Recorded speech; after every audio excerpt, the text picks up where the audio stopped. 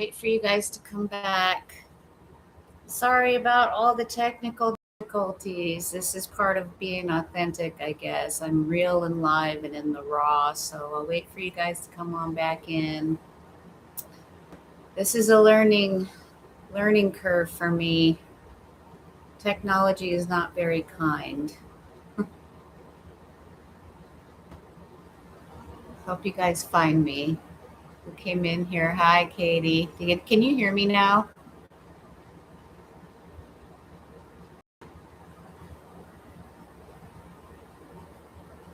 I won't start till the other ones get back in here, and I want to make sure you guys can hear me. I want to throw this computer across the room right now. I'm trying to regulate myself. Um,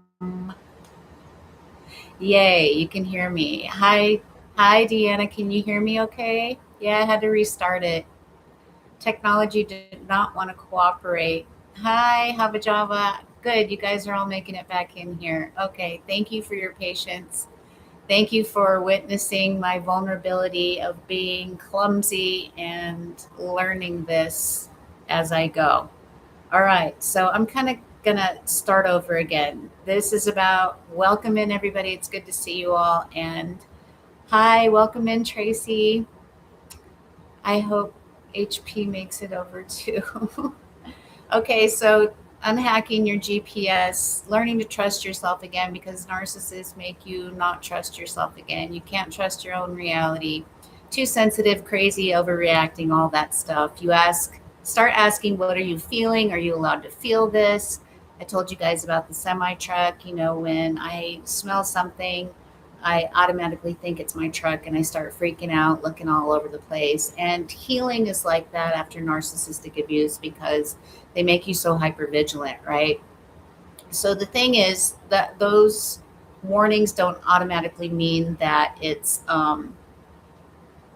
danger, but our bodies are conditioned to after being gaslit for so long. So it doesn't automatically mean that there's something dangerous. Thank you for trying an accomplishment. Thank you guys so much for your patience always. So sometimes I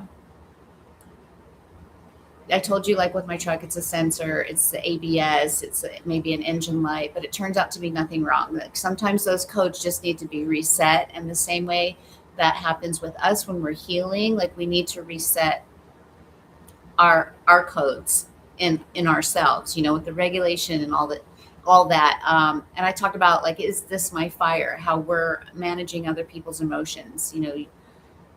You're walking on eggshells, worried about what they feel, how are they going to act, all that stuff, just tiptoeing around all the time. Yeah, waiting for the other shoe to drop all the time. Exactly. So we're constantly scanning, we're constantly looking for danger, looking for signs that something's wrong. If you don't hear back from somebody, I still do this. Like if I don't hear back from somebody and you're used to like them texting you at a certain time or whatever, how the narcissist did because they love bomb you so much, they gave you so much attention in the beginning. So you're conditioned to feel like, okay, if you don't hear from somebody, does that mean like they've dropped me? For any kind of relationship, doesn't have to be romantic, but anybody, you automatically go to, okay, they're getting ready to discard me. Any of you guys go through that, like even now after the narcissistic abuse? Let me know in the chat.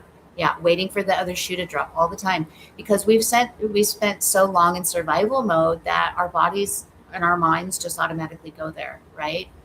So you think, I must have did something wrong, and you think back to conversations, and this must be my fault why I'm not hearing from them, or I need to fix it.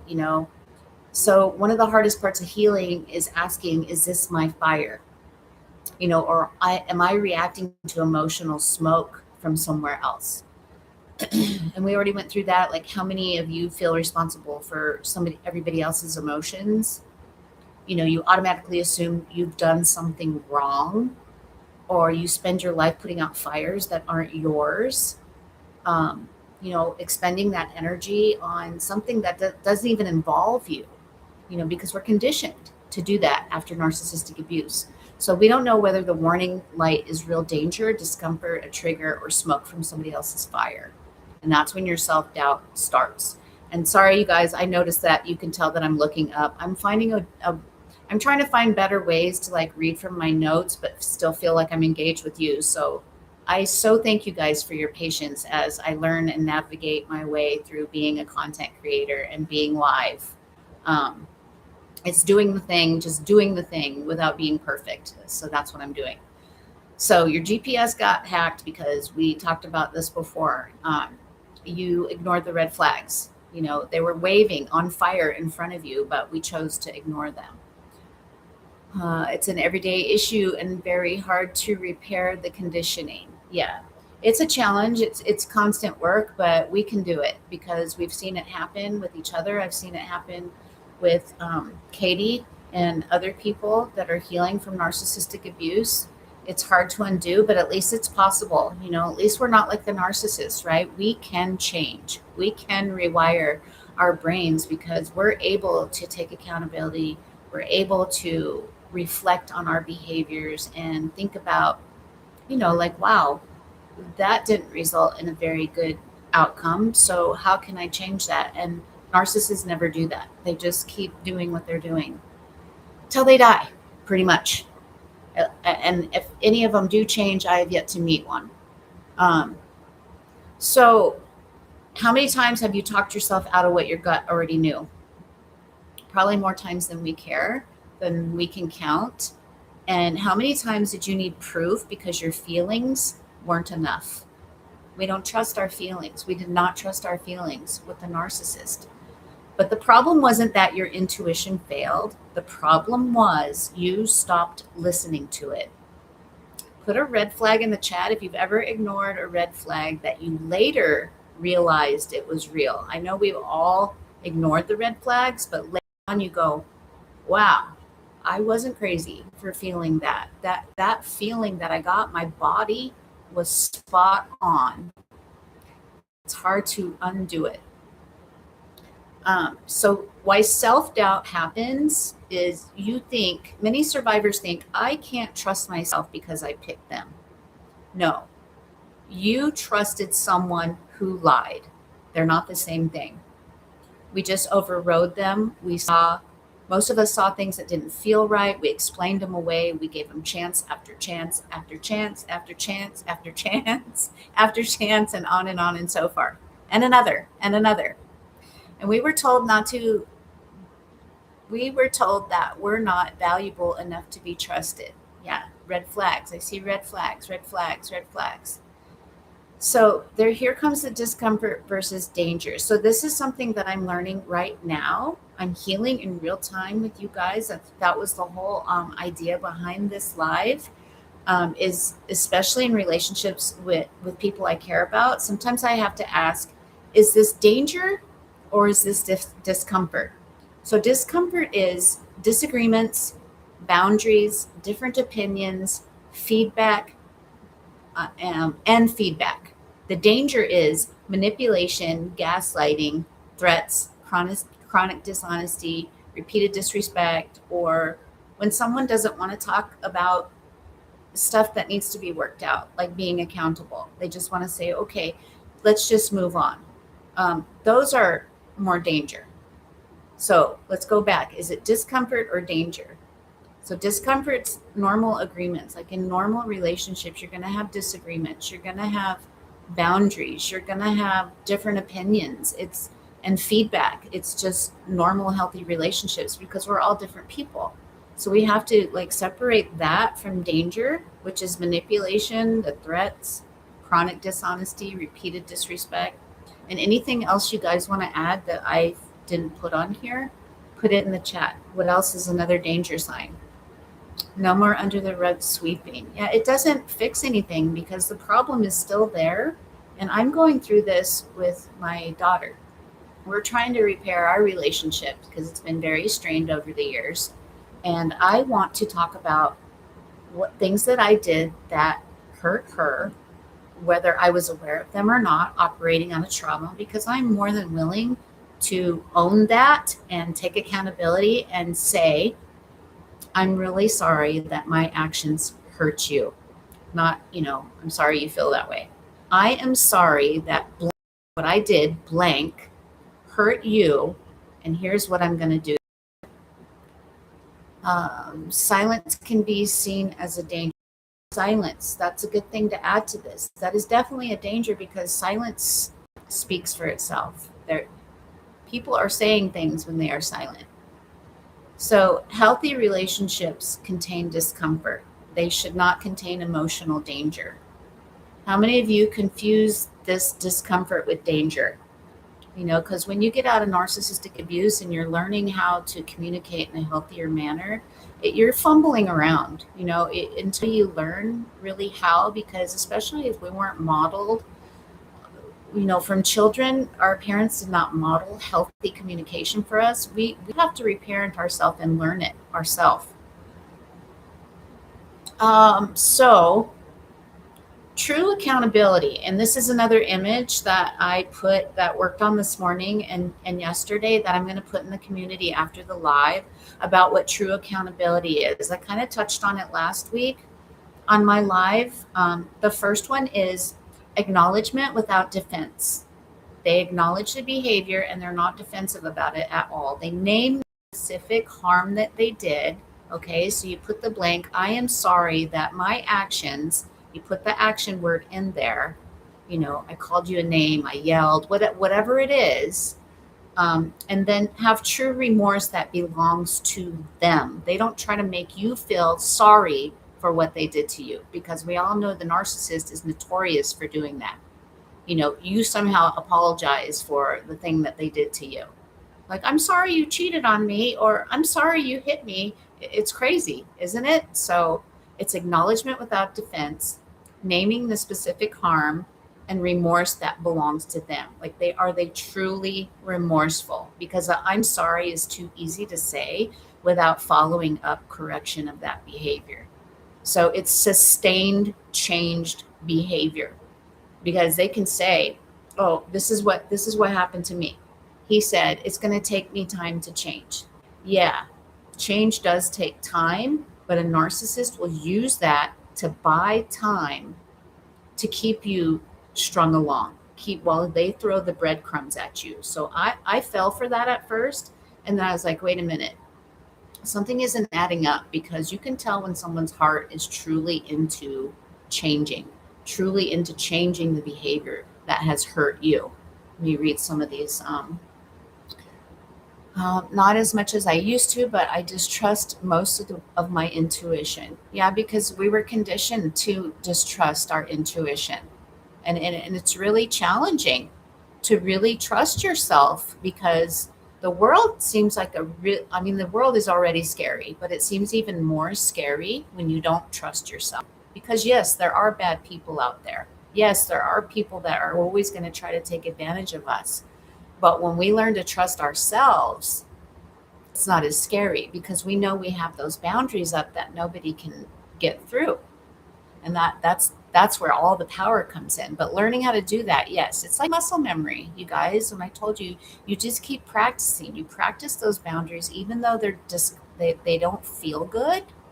Like I'm not comfortable talking to my daughter about all this stuff. I have to really stop and think and dissect the conversation so she doesn't feel attacked, but I'm still getting my point across that, hey, this hurt me and we need to talk about it. Like, help me understand why this took place, why you felt the need to treat me so poorly, or whatever their action was.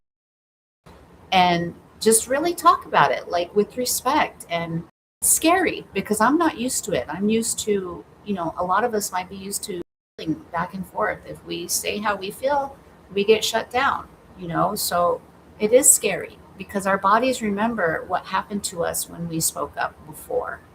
So getting past that, it can be done though. It can be done. Cleaning and listening. Sundays are my cleaning and rest day. That's happy cleaning, Honey Pepper. I wish you could come over here and we could clean together.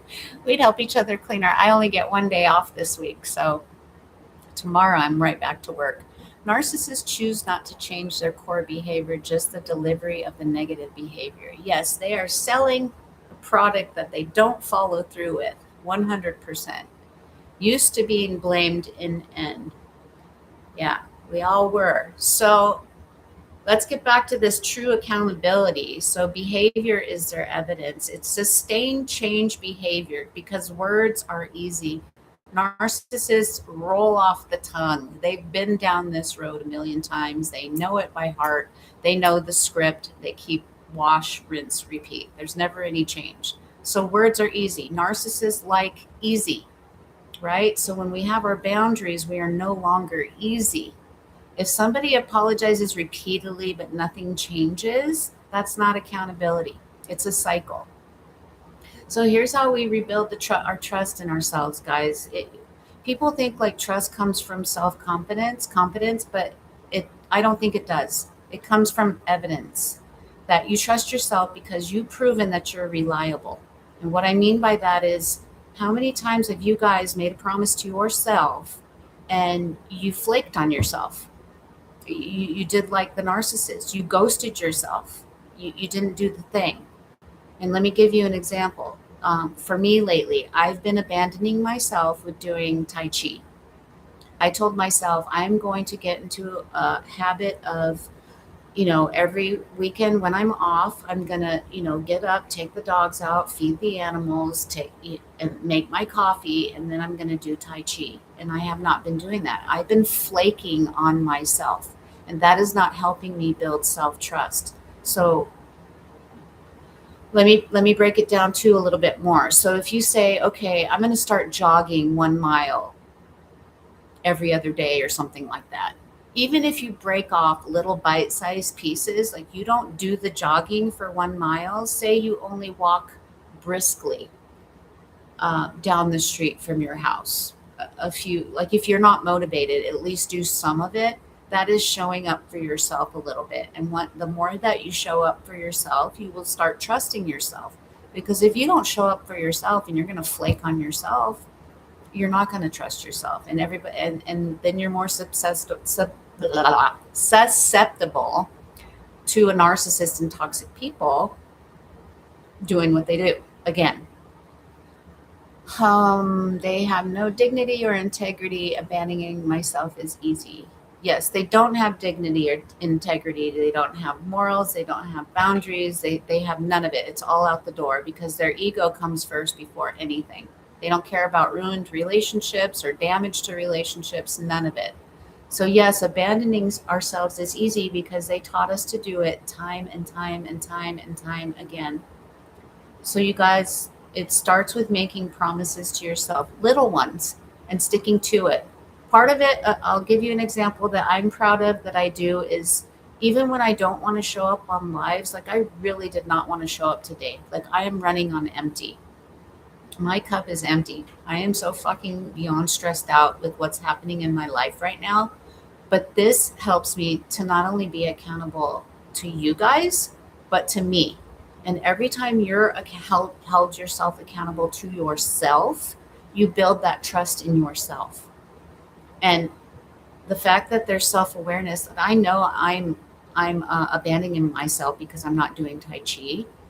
I am going to correct that. And it's baby steps. You're going to screw up. You're going to 2 steps forward, a step back, 5 steps back. Just keep going forward because you are making progress, whether you know it or not. So you trust yourself because you've proven you're reliable. So it's drink the water, take the walk, make the call, keep the promise. Every promise you keep to yourself becomes evidence. So I want to ask you guys, what's one promise you can keep to yourself this week? Put it in the chat. Or if you don't put it in the chat, like write it down for yourself because this is for you guys. This is part of healing. One promise you can keep to yourself this week. My promise is the Tai Chi because I promised myself I need to regulate my nervous system. I love Tai Chi. It's very calming. And it's only 7 minutes. I can pick small videos. I mean, it can get up to 30 minutes, an hour. So give yourself baby steps, but show up for yourself.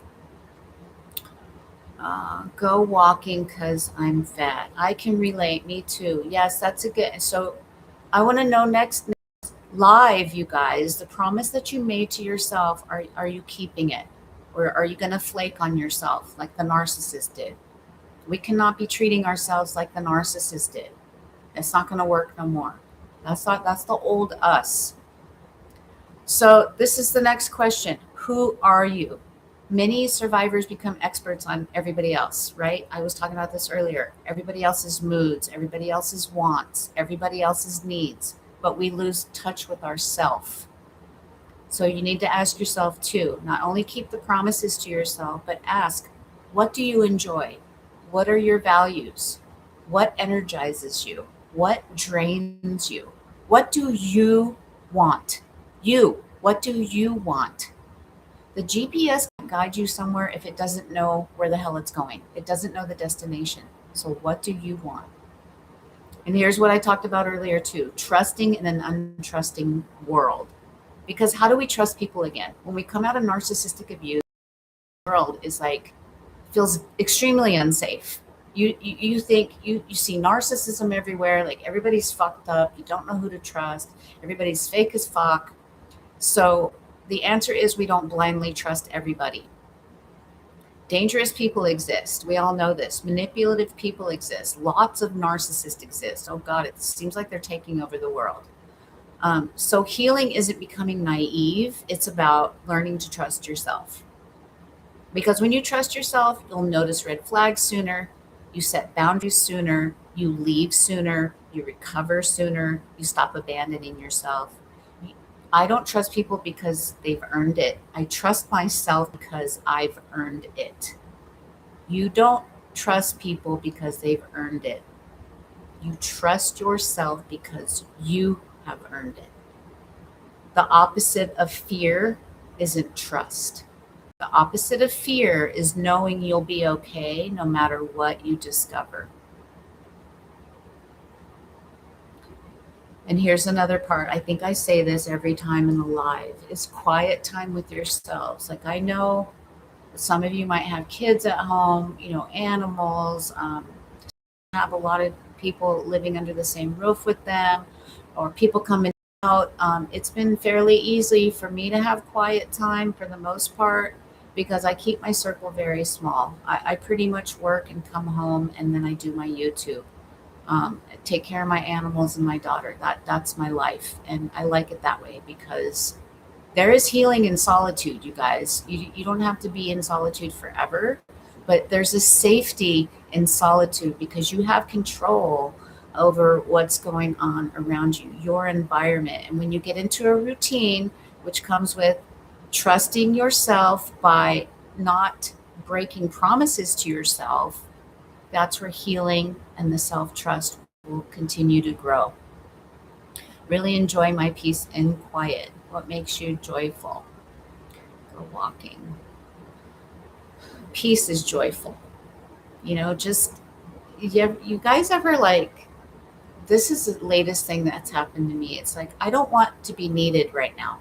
Do you ever just feel like your cup is empty? You're running on fumes. It's like, can someone just let me breathe for 5 minutes? Like, don't want me, please, for 5 freaking minutes. You want to go hide in the closet or run away or something. So quiet time is gold. And that means like sitting quietly. No TikTok, no YouTube, no doom scrolling, no Instagram, no whatever social media that you use, no podcast, no distractions. You can't hear your own voice when everybody else's voice is louder. Sometimes healing isn't learning more. Sometimes healing is creating enough silence to hear yourself again. So maybe your intuition isn't broken. It's exhausted. Your GPS doesn't need to be replaced. Your dashboard isn't the enemy. Your GPS just needs to be recalibrated. Like I was telling you about those codes on my semi truck. Sometimes the codes just need to be reset after they fix something. They come back on there. It's the same thing with healing. It just needs to be recalibrated. The goal is to learn. The goal isn't to rip the warning lights out. It's to learn what they're trying to tell you. When you get that feeling, trusting your gut about somebody, like you get a vibe from them and you trust that. Don't ignore it anymore. Stop abandoning yourself. Learning, it isn't learning to ignore your warning lights. That healing isn't learning to ignore your warning lights. Healing is learning how to read them accurately. And unhacking your GPS isn't about becoming somebody new. It's about returning to the person you were before everyone convinced you not to listen to yourself. And I thought about this. It's maybe even returning to yourself for the first time, because I never knew I was before. I don't know about anybody in here, because I've come from a lifetime of abuse, from the minute I came into this world. So I never knew who I was until now. Now I know who the hell I am. So if you didn't know yourself, it's maybe coming to yourself for the first time before you were convinced not to listen to yourself. And I think that's about it, you guys. I don't know if someone wants to come on here and talk. I can open it up, anything you want me to go back over. Like I said, those images that I created, I worked really hard on them since last night when I got home. I was so freaking tired. I fell asleep with the phone in my hand, trying to make up those images. But sometimes visuals really help to learn the lesson, because if you want, you can even print them out and put them in front of you. That's why I have this little board in my kitchen. This is about accountability.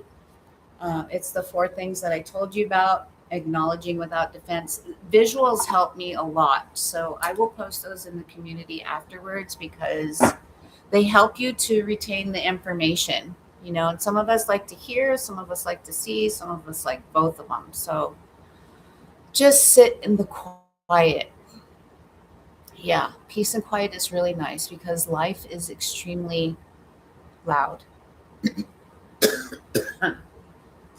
So I did things different this week, you guys. I pinned, if you go to the top of the comments, it should be in there.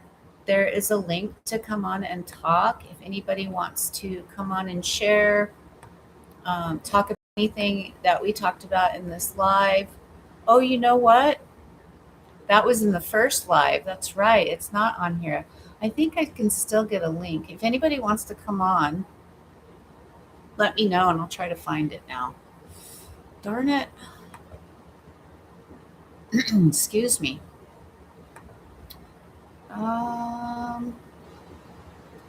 Channel loving. I don't know where the link is now to share with you guys.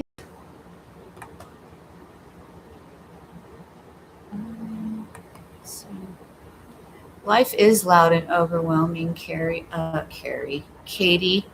don't know why I said Carrie. That's my next door neighbor. Well, now I can't find it. Shoot. So if anyone does want to talk, I had it on here before. You guys, can you tell? Like, it's been such a stressful week for me. How have you all been doing, though? Let me know. Like, how's your healing going? Or those of you that are still with the narcissist, you're still trying to get out. What are your struggles? What are your accomplishments? Like, what's going on with the Shredding Silence community?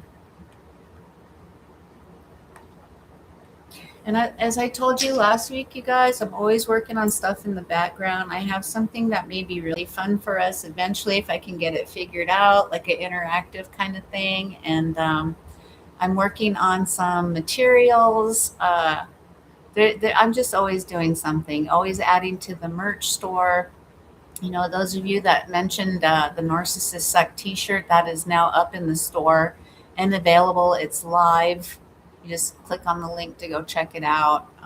Just always adding stuff in there. Whatever you guys would like to see in there, let me know, because it's fun. It's fun making stuff for the store. Well, is anyone interested in coming on and talking? Because today's live probably isn't going to be as long, since this is my only day off this week until Friday. So it's making my weekend really short. I've been enjoying my time alone to finally start my own processing and planning. Andrew, hey, welcome in, Andrew. I don't think I've seen you in here before, but that sounds awesome. Time alone and starting your own processing and planning. And you'll really come to enjoy that quiet time and peace. I don't know if you guys went through this after the narcissistic abuse. You just after all the chaos, because you can't think, you're confused. After the peace, it feels very strange because you're not used to it. Your nervous system's finally having a chance to breathe, and you can hear your own thoughts for the first time in maybe a long time. Did any of you go through that? So at first I did. I was like, I don't think I like this. You feel really lonely. You feel you just don't know what to think about it at first because it's foreign to you. Because when you're with a narcissist, it's chaos, chaos all the time. And how many of you can relate to this? That you start to embrace your peace. Like I cannot wait to get home and just I know that I have my safe space, and I know not everybody's household situation is different, but just when you get a routine, you have your own safe space, your room, wherever that might be, your garden, wherever. Getting used to the quiet was scary in the beginning. I can completely relate. Yeah, it is scary because your nervous system's so used to being on heightened alert. And then once you have, they're gone and they're not pulling their bullshit with you for the most part. I mean, they do come back and try their crap. The narcissists pop like popcorn. But for the most part, hopefully they're gone and your nervous system gets to go, wow, I can breathe. After all the stuff I struggled with, having to be the emotional support of the house and being okay with being okay. Now, that's a lot to go through, having to be the emotional support of everybody because who supports the supporter? Being the provider and being the caretaker, you get burned out, because there's no one for you to fall back on. And yeah, I think a lot of people can relate to the same. You're used to explosions all the time. Yeah, so it's that hypervigilance we talked about earlier. Like, okay, it's almost like the quiet before the storm. You guys have heard that saying, right? Like the quiet before the storm. Okay, when's the next shit gonna happen? This quiet can't last for too long. But then once you become used to it, you embrace it. And now when I hear stories about, especially when my best friend went to visit some family, and she told me how she saw right through them, and she responded in a way that she had not responded before, and it was so beautiful to hear about it because that is growth right there. You used to be that old person where you would have responded or reacted in a different way, but then she was able to just sit back like she was watching a movie, eating popcorn, and like, okay, I see that, I see what's going on here. And it's beautiful. There is beautiful parts of healing. It's hard and it's not for weak people, that's for sure, but once you see how far you've come and like, wow, I reacted differently than I would have maybe a year ago or 6 months ago or whatever. It's pretty awesome. So keep going, you guys. If you're not making progress, you are. I mean, getting away from the narcissist is progress in itself. So keep going. Keep going. It does get better. I promise you. It's not all honky dory and sunshine and rainbows, but there are bright parts to it. I promise you, there are. And then when you exercise a boundary, and or you use self-control, where I always tell you guys, slow down, because we're no longer reacting to how the narcissist conditioned us to react. We're more like responding now. And then I'll tell you, the number one repellent for a narcissist is silence. You don't react to them anymore. They say something and you're observing. Just like I told you with my friend, you act like you're watching a character in a movie, because that's all a narcissist is a character. So you're just watching. You're not letting your emotions, you're not letting them get to your emotions. You're just watching, like, okay, I see what's going on here. And that is so empowering, you guys. So when you stop and you slow down and you think things through and you listen to how your body is telling you things, because our bodies know before our brains do what's going on. When you slow down and you listen to yourself, really listen to yourself and trust what your body is telling you, then you slowly build brick by brick by brick. Every time you do that, you're going to gain trust in yourself. You're going to gain confidence, self confidence, where you're not doubting yourself or going to somebody else saying, "What do you think about this?" because you don't trust your own intuition or your own decisions. When you learn how to do that little step at a time, exercise those boundaries and stick to it, even though you're not comfortable, the right people will stay by you when you exercise boundaries. The people that need to be filtered out will run. They don't like boundaries. They want to use you and take you for all that you have, like the narcissist. Respond over reacting, 100%. I'm the guy that sees the world exploding at work, and I'm just like, it's okay. I'm a control my controllables and not worry. That's awesome, Andrew. Yes. And the truth and receipts has worked for me, especially at work. Taking ownership of my life has led me to some crazy encounters with people because I'm not cowering down to a bully. Awesome. And once you exercise those boundaries, and they know that they can't fuck with you, that is empowering. Every time you set a boundary and you stick to it, it's building your character, it's building your self trust, all of it. I'm telling you guys, it gives me chills. It's awesome. Narcissists also cannot handle no. They just expect their entitlement. Yep, they are 100% entitled to you bending to their will. And when you start to not, and not only the narcissist, because when we get out of this, we're going to always run into people, manipulative people, more narcissists. They're everywhere. So learning to trust yourself is possible. But write down the promise, you guys, that you guys are going to make to yourself this week, and don't flake. Don't treat yourself like the narcissist and abandon yourself, because they are notorious for that. They're the ones that got us into this mindset, but we can break it. So write down that promise, and hopefully you guys will show up next Sunday and let me know what your promise was and if you stuck to it. So mine was Tai Chi. I'm going to do Tai Chi after this live because I only have one day off this week. So um, let me know, you guys, and keep the promise to yourself, because that's the stepping stone into trusting yourself. Do not break promises to yourself. My mother just went to visit my sister, then my other sister, and no one told me. So they left you out. That's not cool. Walk 20 minutes a day, I promise. Yes, promise to yourself, not to me, you guys. It's a promise to yourself. But just check in with me next week and let me know. Did you keep the promise to yourself? So important. Yes.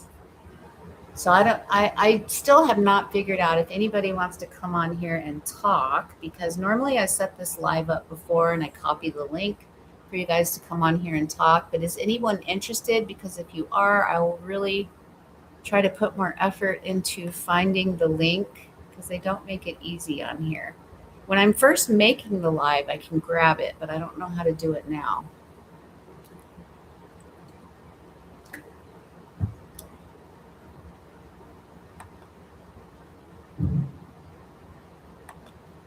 So here's a question. Let me get some interaction going here some more.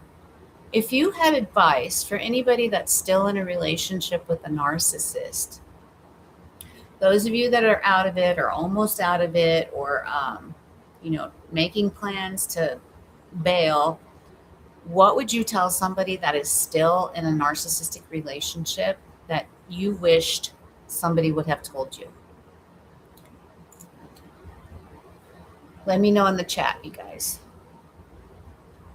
One thing that you wish somebody would have told you when you were still in that narcissistic relationship. I cannot find that link for the life of me. Create a highlight. I feel so like, and then social media is always switching stuff up. So, and then they make it hard to find. Let's see. There is much more to family than blood. The family you choose will be there a lot more than your blood ever will. I absolutely agree with that.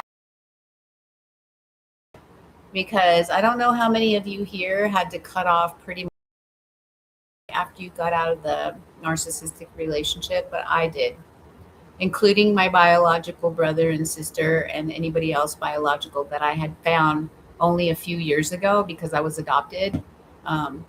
You just get tired of begging for crumbs. You get tired of always being the one rowing the boat in a relationship, always the one doing the work, always the one making the plans, always the one wanting connection. And I just got fucking sick of it. I flipped the table and I left. I'm like, all right, bye.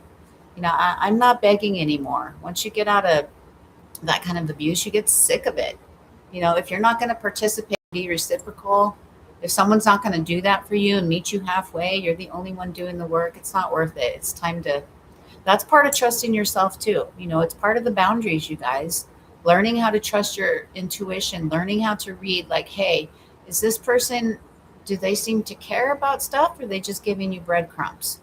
Are they just wanting you in their life for access to you, or do they actually want a connection? Do they actually care about you as a person? Are they involved? Do they want to know about your life, your struggles? Do not react and keep the receipts. I had an epiphany this week that so much of his behavior was intentional sadism. That's hard to admit to myself. But you know what? It's not your fault, Hava Java, because they are master manipulators and deceptive from the start. And they are very sadistic because you tell them that something hurts you and they do it again anyway. That is very sadistic. So give yourself grace, Hava Java, and forgive yourself for that, because you are not the one to be blamed for that. They are. That is their behavior that they are responsible for. You're not responsible for it. We can only be responsible for our own behavior. I tried, but the link wouldn't work. Yeah, Deanna, because it's to the old live. Remember, I tried to show you guys the images I created, and everything got all screwed up. And my computer is so slow. I need a new one. Watching from the outside looking in is my point of view. You can't force anything to change till they can see it. But I promise you, telling them they aren't crazy, they are correctly seeing the behavior helps. Yeah, that's part of trusting yourself. And you were right all along, because, like I said, your body is going to know that something is off before your brain actually registers it. And we don't want to know sometimes. We ignore those red flags, or we did before, because you don't want to believe somebody can be so horrible like that. It's something we can't wrap our minds around because we don't exist. Our brains are not wired like that. So we will never make sense out of what they do. They're just delusional. It's a disorder. They cannot be cured. It's just something we'll never figure out. It's a puzzle that has missing pieces that we'll never, ever figure out. So that's why we have to take all that energy that we put into them and put it into ourselves. I'm already estranged from my father. I think I'm done with my mom too after this. Yeah, you have to protect your peace, and you know what's best for you. If they're draining your energy, is it Coco or Kiki? I'm sorry, my eyes are having trouble adjusting. It looks like Kiki. Yeah. Yeah, you have to do what's best for you and protect your own peace. So absolutely. It's most definitely fucking yourself when you have to do everything to maintain the relationship. It's not a relationship, it's if it's only one way, right? Relationship has to be two way. Effort on both sides. Effort equally both wanting the same thing, both moving towards the same direction, not you over here while they're kicking back, doing whatever it is the fuck they're doing. That's a no bueno for us anymore. You can't force them to leave. You can't force them to leave, but also helping them by standing up for them a little, just to show them you're watching and tracking, and you will push the narc out in time. You can't force the narc to leave, or you're talking about somebody that's in a relationship with a narcissist. You're watching and tracking, and you will push the narc out in time. Yeah. So no one can join you on the live today. I'm still trying to figure it out, Deanna, on my computer. I'm on my laptop today because I've been. It just seems to be better on my laptop than my phone, and then it's bigger too. And then eventually, I think I might get the live on my TV next time. I figured out how to do that too. So I'll learn, you guys. I'll get better at this, but I'd love to have you guys on here and talking. Just I can't find the dang thing. I can't find the link. Okay. That's that stream webcam, and it seems like they're always changing things. Share the screen. We don't want to do that. We tried that last time. Okay, let me see here. How do you want to cancel? Cancel. I don't want to do that. Let's see. Yeah, I'm sorry. Yeah, I wish that didn't happen. That didn't happen, you guys. Oh, I don't know if I said this at the end of all my notes and everything. And it's the shirt today. This is actually the old one. The other one is much better than this. This was one of the original ones. But it says it's better to be alone than to wish that you were. And then on the back it says, there's, I don't know if you can see it, there's healing and solitude. But now I have an upgraded one.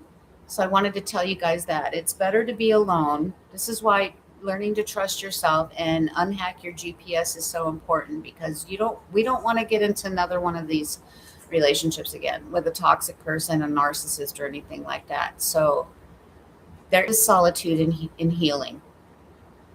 There's healing and solitude. I mean, I said that backwards, because all the noise is filtered out, and you can actually learn to listen to yourself and trust what your body is trying to tell you, and eventually it becomes muscle memory. So you are a major repellent for any narcissist or manipulative person, and they cannot, because narcissists want easy people, and you will no longer be an easy person when you learn to trust yourself and you get your GPS unhacked. They can't have access to you. You will be too hard work. You're going to be the fruit at the top of the tree when they want the fruit at the bottom of the tree, right? We don't want to be the low-hanging fruit anymore. That's what we were. We were very malleable and easily manipulated. And another number one thing to trust yourself is, if any relationship, it doesn't even have to be romantical, anything, friendship, friend, family, coworker, anybody, if you feel confused in that relationship, that is the number one red flag that you need to never ignore again. Major red flag. No healthy relationship should make you feel confused. Those are, I'm gonna have to make something for the community with that. Like, being confused in a relationship is a no bueno. Do not ignore that. I wore mine yesterday. You did? I want to see a picture. You have the nomosexual shirt. Yeah. As you help, you need to let the narc know you're watching them and tracking it all, and providing a support system even if they don't like it. A support system to the narcissist? I'm not sure I'm understanding, Andrew. Narcissists want the fruit rolling on the ground because that's easier. Yeah, that's right, Katie. Shoot, they don't even want to make the effort to reach up to the tree and grab the fruit. They just want it on. That's a good one. You are so right. No, the victim. Oh, yes, yes. Providing a support system even if they don't like it. Yeah, and just it's hard for people to support, victims. They don't understand. Most people don't understand. They think like the abuse or why didn't you leave the first time? All we hear that we've been told.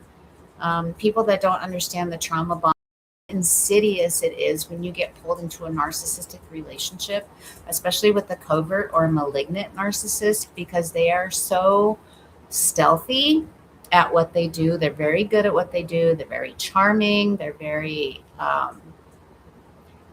so confident that, okay, one time he had me believing him over a Sprint bill. That is how confident they are. That is how good they are at manipulating your mind. Yeah, insidious. Oh my fucking God is right. They are insidious. Yes, you help the victim, but just to be a support and sit there in the dark with them. You don't have to fix them. You can't ever force anybody out of a trauma bond, ever. If you try to, you'll only push them back farther into the arms of the narcissist and the person that's causing the harm. And that's what I found. I don't know if this happened to any of you guys when friends or family were saying, they're bad for you. Why are you with them? Because they cheated on you or they did that, this or that or whatever. And they don't understand there's just shame there. If you're shaming the victim, then that's going to push them more back into the arms of the abuser. It happened to me because I felt like I was being judged. Nobody understood me. And I hadn't broken the trauma bond yet.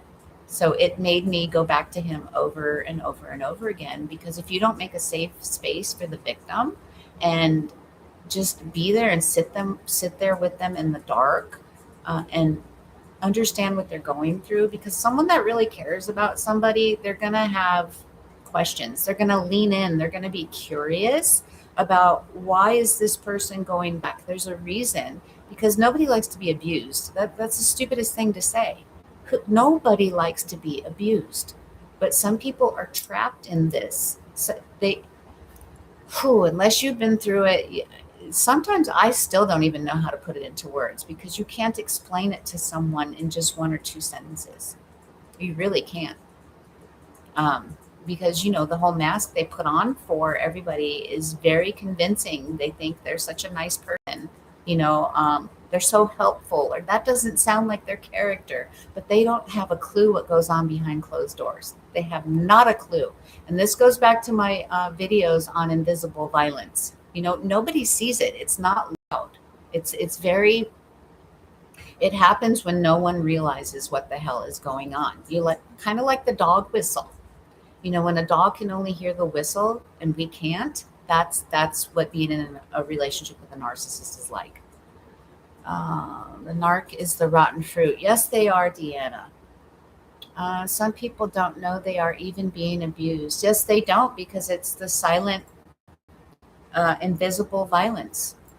It's nobody knows. It's very subtle. I can finally understand that my former relationship wore a covert as a mask and was a malignant narc in truth.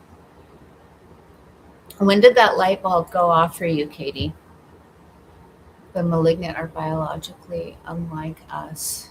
Yeah, they all don't think like us. That's why they're hard to. You will never understand them, because you're not meant to understand it. Our brains do not think like that. Their brains are totally wired opposite of ours. And they don't care. The main thing is they don't have empathy, and that's very scary when someone can't feel any empathy for somebody that they hurt and they're okay with repeating that behavior. That's dangerous. That's dangerous. And don't ever think that the narcissist isn't capable of something and you say, "Oh, they'd never do that," because you don't know them. They're a chameleon. For it depends on who their audience is. Hang on, someone's texting me. I gotta answer. My boss. You guys.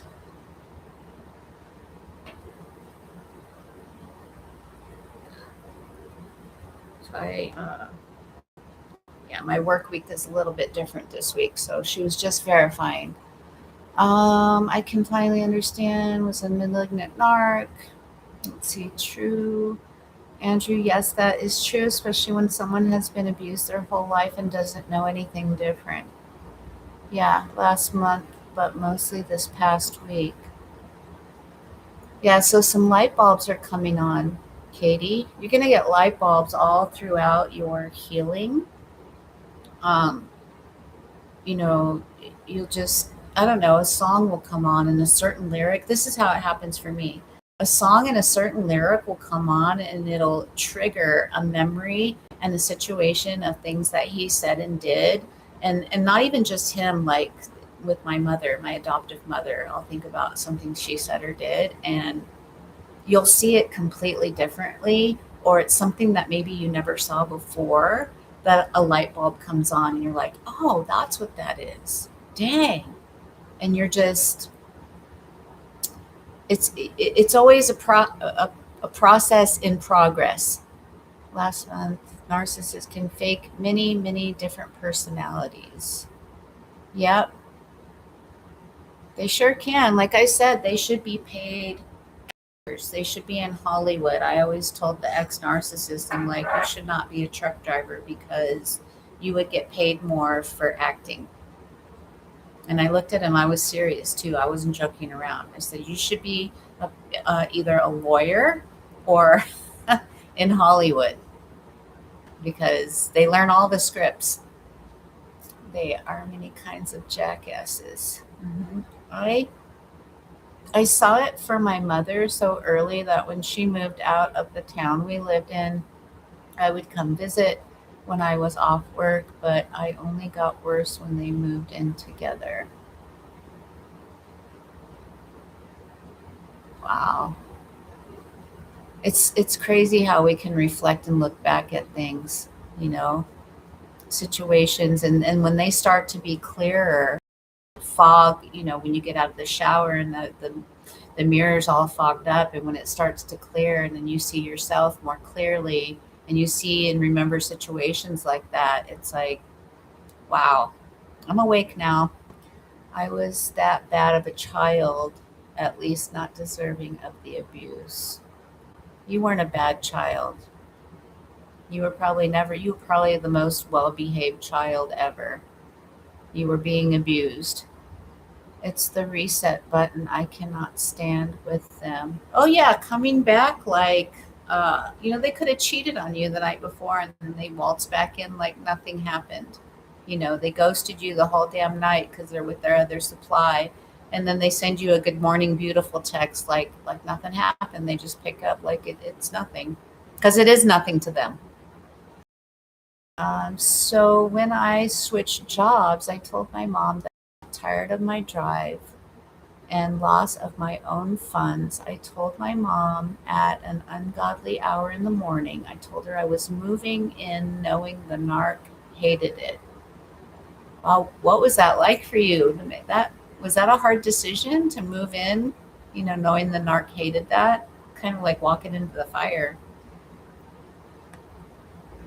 Now, are you talking about your stepdad or father? I'm not sure I have the whole story correct. I'm trying to understand.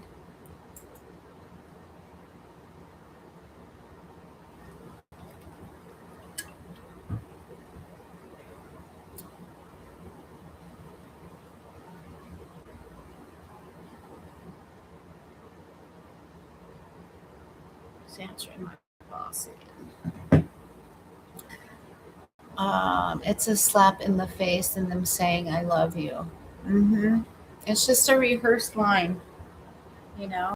They learn all the right things to say, but the I love yous don't match their actions, and then using the confusion. They just love you enough for you to stay. They'll put in the effort for you to keep staying, throw out enough breadcrumbs to feed you for a little bit. And that's where the cognitive dissonance comes in. The two conflicting things. Do they love me? Do they not? Do they love me? Do they not? They don't love you. If you have to go back and forth that much and there's that much confusion, they don't love you. A healthy relationship should not be that confusing. It's definitely a slap in the face. So dang guys, I didn't figure out how to get you guys the link because I screwed up the whole live today trying to do something new. So I'm bummed. I don't know how to get it back, unless I start another one, and even then I don't know. And this computer too, I need a new computer. Someday, someday when I get to be a bigger creator that actually monetizes on YouTube, I'm halfway there, trying to get the watch hours so I can be, have a better live for you guys, have better equipment. Want to get a fancy, a nice microphone and camera and all of it someday. Narkins, I love you with the same energy as a 2-year old with a pudding cup. Yeah, yes, they can. They love you as long as you are bending to their will. They love you as long as you do not show human emotions. They love you as long as you do not call them out for their harmful, hurtful behavior. Once you do any of those things, the game is all over. You are now placed they think all in black and all in white. There is no in between, there's no gray. You're either all good or all bad to the narcissist. That's his new supply. Glennis, remember last week I said the narc has a room with bags of trash and a bed with no sheet. Hang on, let me scroll back up here. Okay, where did that comment go? Okay, well, he has a mouse in there now. Oh boy. Did it scare you, Deanna? The mouse is his new supply. He knew right off the bat he couldn't win a fight with me because I was the guy in school that fought the bullies. I'm the guy that doesn't tolerate hands being laid on anyone in the house. Well, that's good. So your mom has backup. That's good to know. No, not scared. A cute little mouse.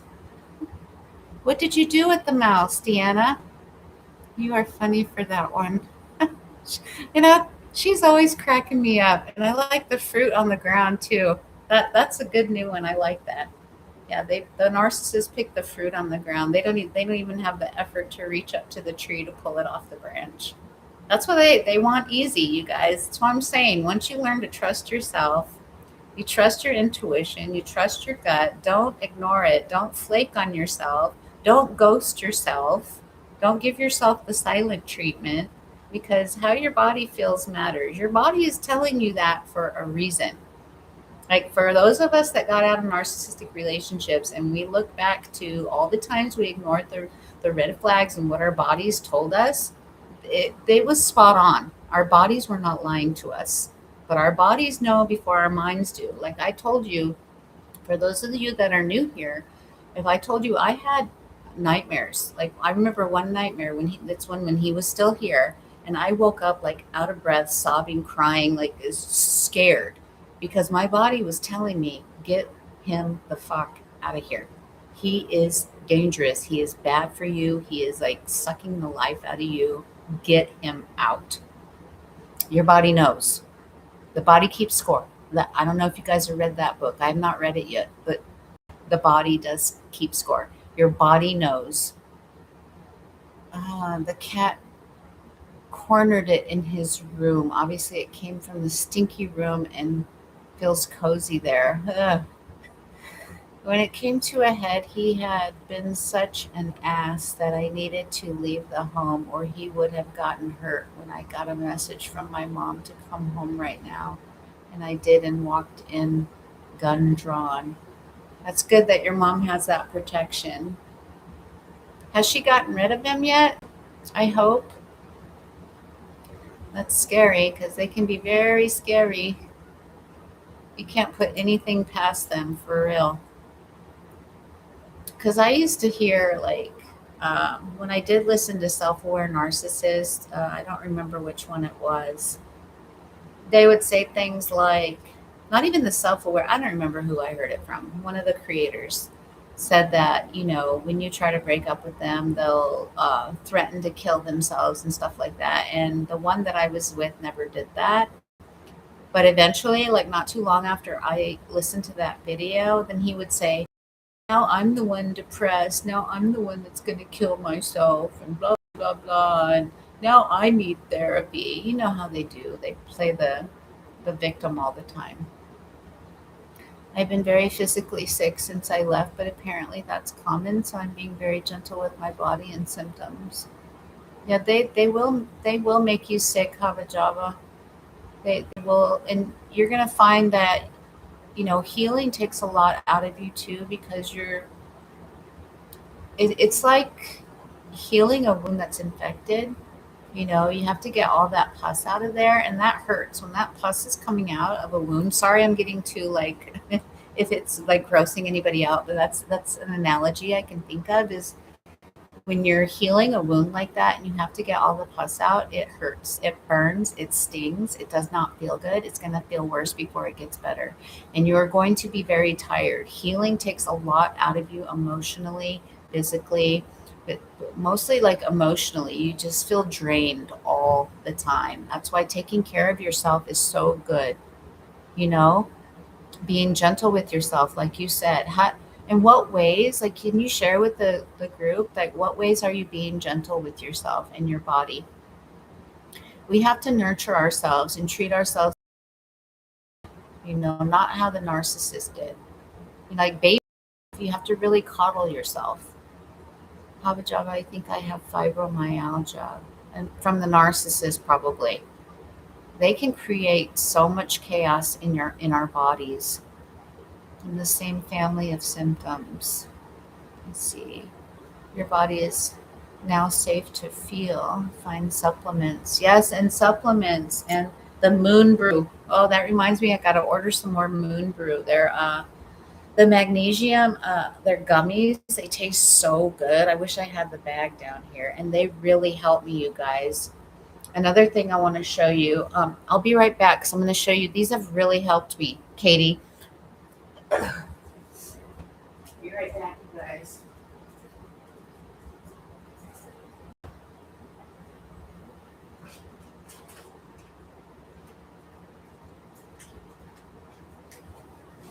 So my friend sent me some of these. It's oil of oregano, and I'm not. This brand is not sponsoring me or anything like that. I'm just showing this to you guys because I have noticed a difference in my body. Like, I've had more energy lately, and they.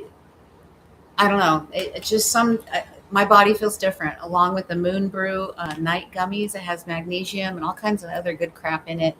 I don't remember all what. I washed dishes till my back felt like it was twisting up.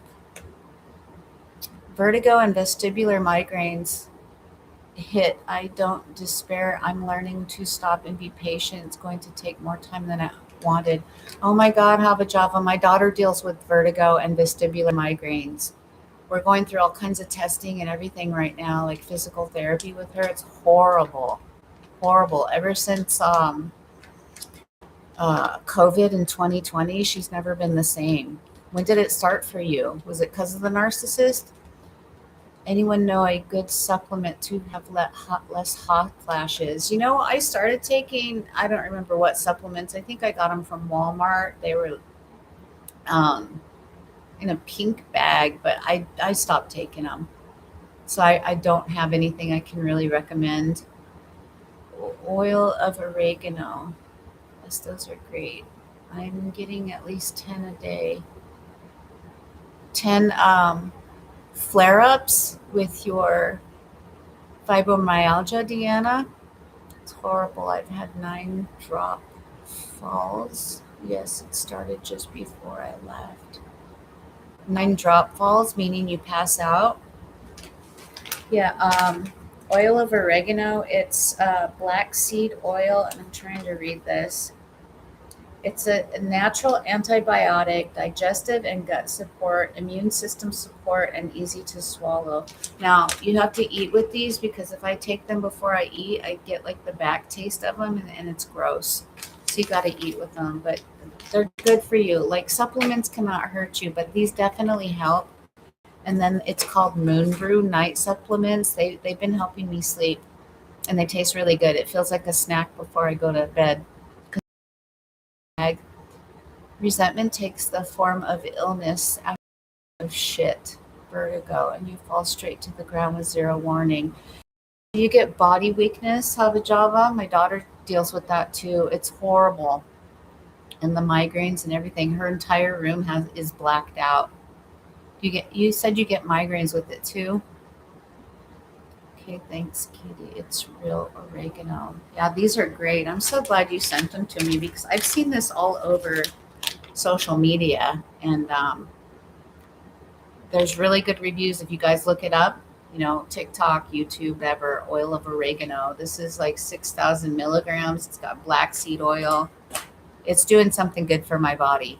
And the way with food is nowadays, we have to be so careful with what they put in our food. Shit, not even even bottled water. I sent a video to my friend the other day, and it was this guy on TikTok, I think it was, and he was showing like videos that were saying, oh, you can't eat fruit because fruit has so much sugar. So he's taking a bite of the fruit and then he hears that video and puts it down. And then it says, oh, you can't have this vegetable. So he puts that vegetable down. And then so he's drinking water.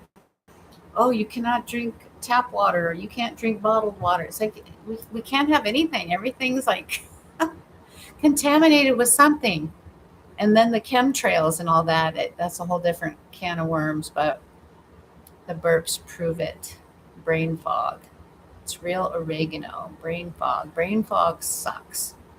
After all the stress and survival, I feel like I slept for a week straight. Yeah, your body needed it. It takes a lot out of you, more than we realize. It's no joke what they put you through. It takes a lot of mental energy. Lots and lots.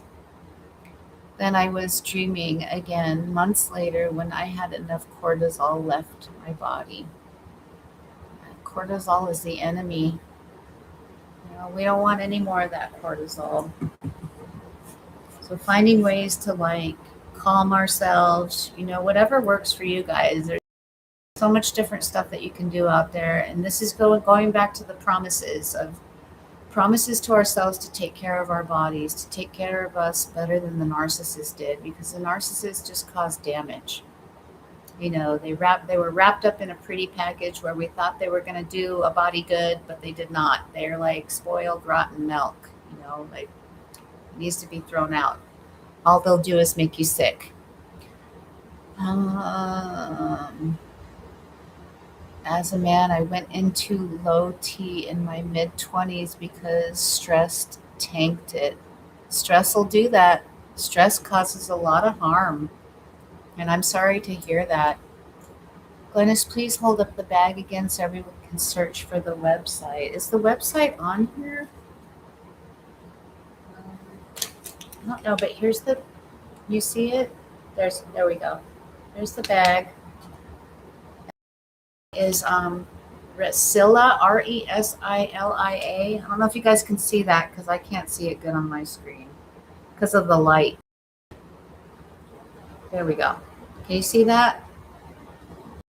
Yes, stress affects all our hormones. And I can't, my eyes are so bad with up close stuff, y'all. But I can post this in the community if you want to. Search for Vasilia. Okay, you guys good? Yeah, stress is very damaging. More than we realize.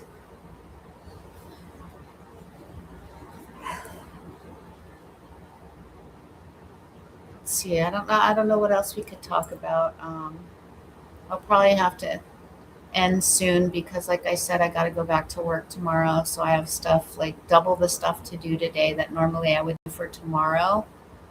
And I'm going to try to sneak in a nap before before my daughter wakes up. Constant stress, yeah, constant cortisol and gaining weight. Like I gained, for women especially, the cortisol makes us hang on to the belly fat, and it's just a no bueno, you know?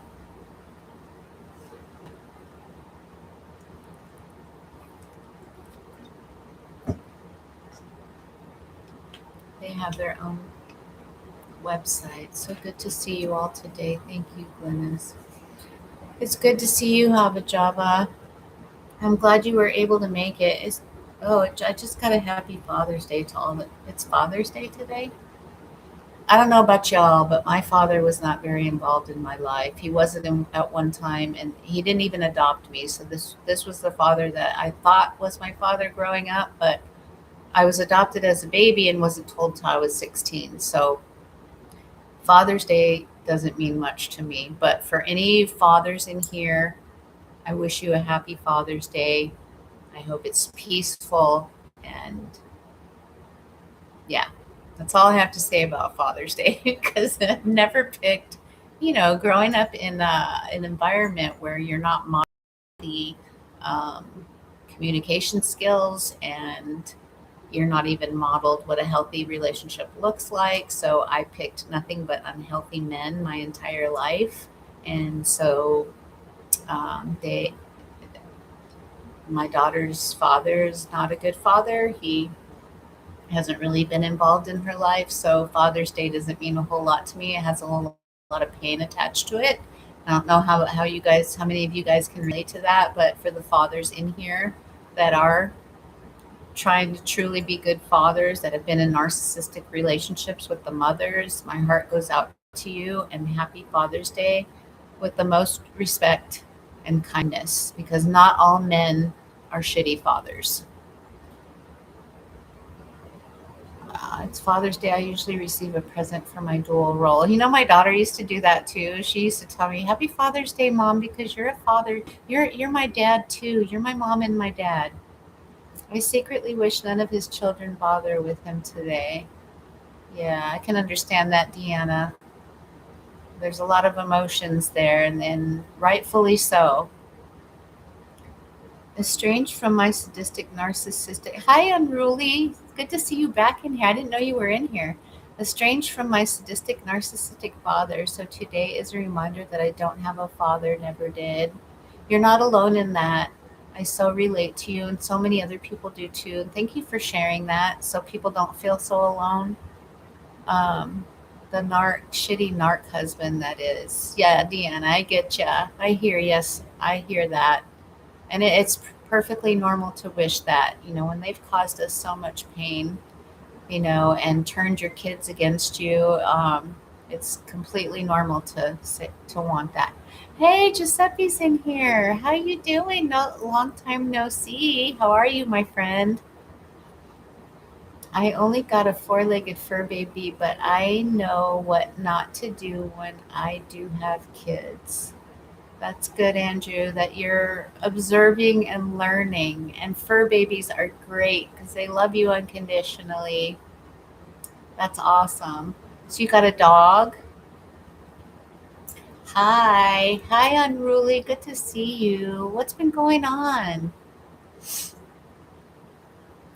I guess you guys missed most of the live today, but I can quickly go over how we learned, how we stop trusting ourselves when we get with narcissists. They get us to doubt our own reality because all the gaslighting. And after you get out, you really have to learn how to trust yourself. And one of the big takeaways from today's live was not flaking on yourself like the narcissist did. Don't abandon yourself. And what I mean by that is like making a start out with small baby step promises to yourself, and keep those promises, because every time you keep a promise to yourself, no matter how small it is, you start building that trust in yourself. So when you trust, you don't have to worry so much about attracting another narcissist, dealing with toxic people, because when we get out of the narcissistic relationship, we're still going to run into toxic people. There's tons of other narcissists out there. But when you have the healthy boundaries and you exercise those, even though you feel uncomfortable with it, every time you do that, you're building a little bit more trust in yourself, like brick by brick by brick. And the narcissist can't get through that because, as Katie said, I was giving the example how narcissists like easy people, easy to manipulate people.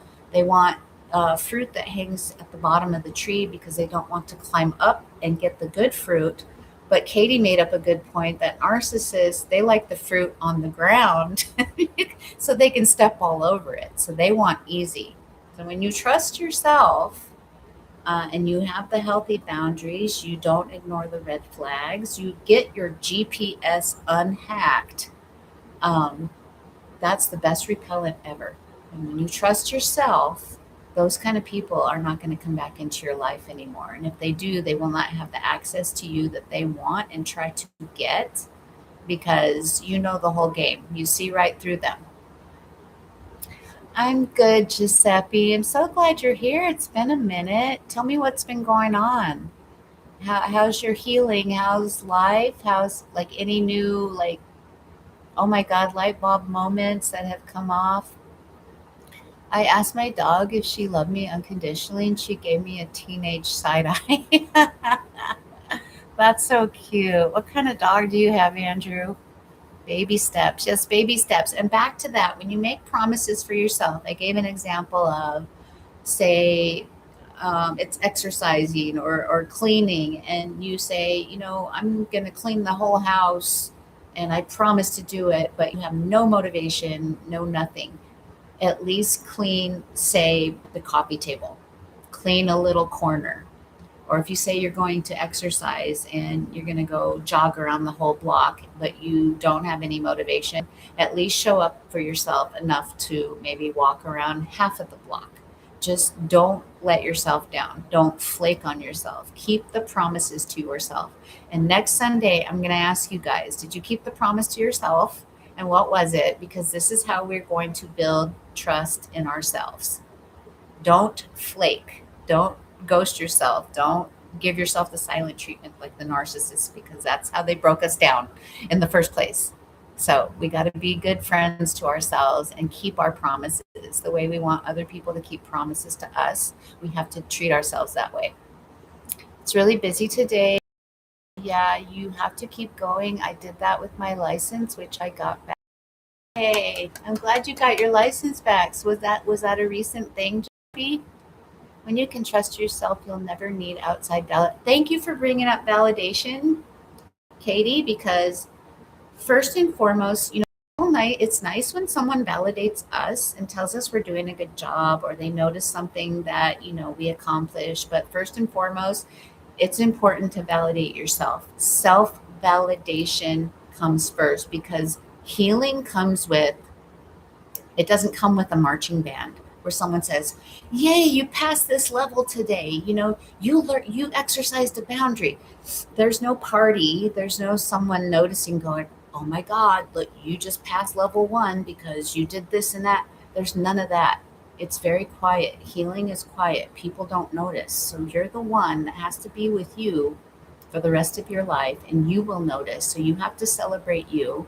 But come on here and let's celebrate together too, because we want to validate you. But first and foremost, you have to validate yourself. You have to say, "Damn, that was hard, but I did it. I didn't think I could do that, but I did it." Because we are all, one thing that I've realized is that we are all stronger than we think we are when we get out of this kind of abuse. Very nice. Thank you, Ups Man. The Ups Man was here, or Amazon, or whoever. I think, oh, it's my daughter's shoes. I'm logging on late. Had some things had to get done. Yes, narcs prefer their victims already primed to accept their bare minimum efforts and abuse. So they prefer people that have already been abused. Yes, they do. The easy to control, easy to manipulate. I have a silk terrier Brussels Griffin cross. Did I say that right, Griffin? I'd love to see pictures if you want to share that in the community, Deanna. Pictures Animals are so healing. So any of you that have animals that would like to post them in the community, please do. Yeah, it's all good, Glennis. Yes, I agree with keeping promises. It's hard sometimes. Yes, it was. I got my license back about a month ago. That's so good. I'm so happy for you, Giuseppe. That feels really good because having a license in transportation is so important. She came from abusive home before me. She was so skinny and scared, but a strong fighter, and she ran right to me. It was so bad. She used to pee when you said crate or cage, even though I don't. Aw, that's so heartbreaking. I'm so glad she has you and a good owner. I hate when people put their dogs in crates. I hate it. Low self worth, low self esteem. We are conditioned in past relationships to accept the bare minimum efforts and we're willing to beg for attention and affection. Yes, unruly, but not anymore. That's the old us, right? We don't beg for crumbs anymore. We don't beg for attention. We have reciprocal relationships where people we're not the only ones doing the work. I barely noticed my level ups, but I can now see and appreciate myself and my growth. That's awesome. And yeah, like you don't realize you're healing until maybe something happens and you notice your behavior is different. You don't react anymore, you respond, or just you can feel that shift.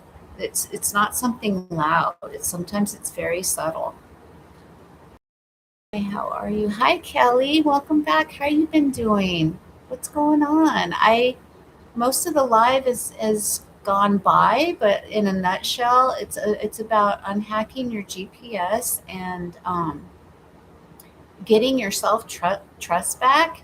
And the main takeaway from the whole live was how you build trust in yourself is number one, keeping promises. Make a promise to yourself and keep it. One of the ones that women can relate to is exercise. Like, okay, here's a promise I broke to myself was I promised myself every weekend that I was off, I was going to do Tai Chi because during the week I'm too tired. I am literally like I work so hard. Um, and I have not been doing Tai Chi for the last couple weeks. So I broke a promise to myself, and that does not help me build trust in myself. So I am going to do it after this live. And that's what we have to do. Whatever it doesn't have to be exercising. It could be anything. And if you feel like you can't do the whole thing, like say the exercise thing, like you want to jog around the block or you want to go on your treadmill for an hour.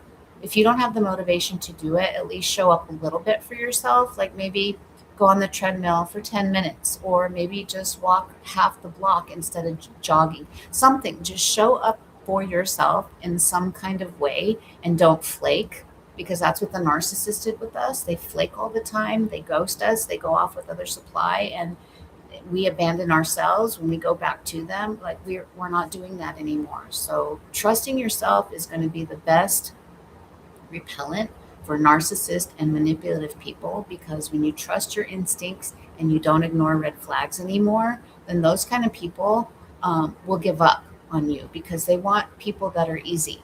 They want people that are easy to manipulate, that don't trust themselves, that abandon themselves. So that's the main takeaway. And then I had some nice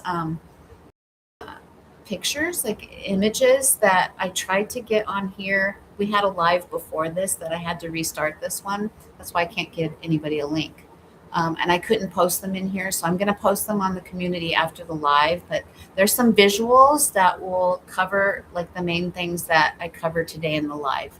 Because visuals are very helpful. And you guys like can print them out or go back to them. Like I was holding up this. I always write stuff down because it takes muscle memory. Like this is about accountability. A true accountability. I'll go over it real quick. Acknowledgement without defense. It names specific harm with no but in there. They remove remorse. Oh, it's remorse that belongs to them and not you. And then the last one, number 4, is sustained changed behavior. So I write stuff like this all over my house because when you see it all the time, and you say it to yourself and you start practicing it, it's going to become muscle memory. And that's how you build trust in yourself too. Only thing that didn't change was her name, because why would I change her name if she liked it? What's her name? I'm so glad you're in here, Kelly. What's going on? How do you feel, Glennis, with your healing? Um, right now it's a rough patch because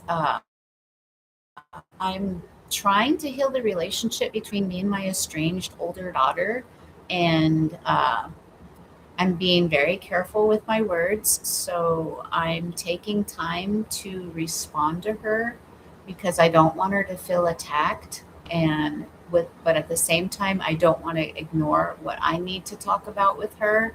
And I think we're both feeling very uncomfortable, but boundaries come with feeling uncomfortable. And it's something that I am going to stick my grounds on, because to me, you cannot heal the past without talking about uncomfortable things and how you're going to do things differently and taking accountability for all those things. You can't just say, okay, let's move on and be done with it and start fresh.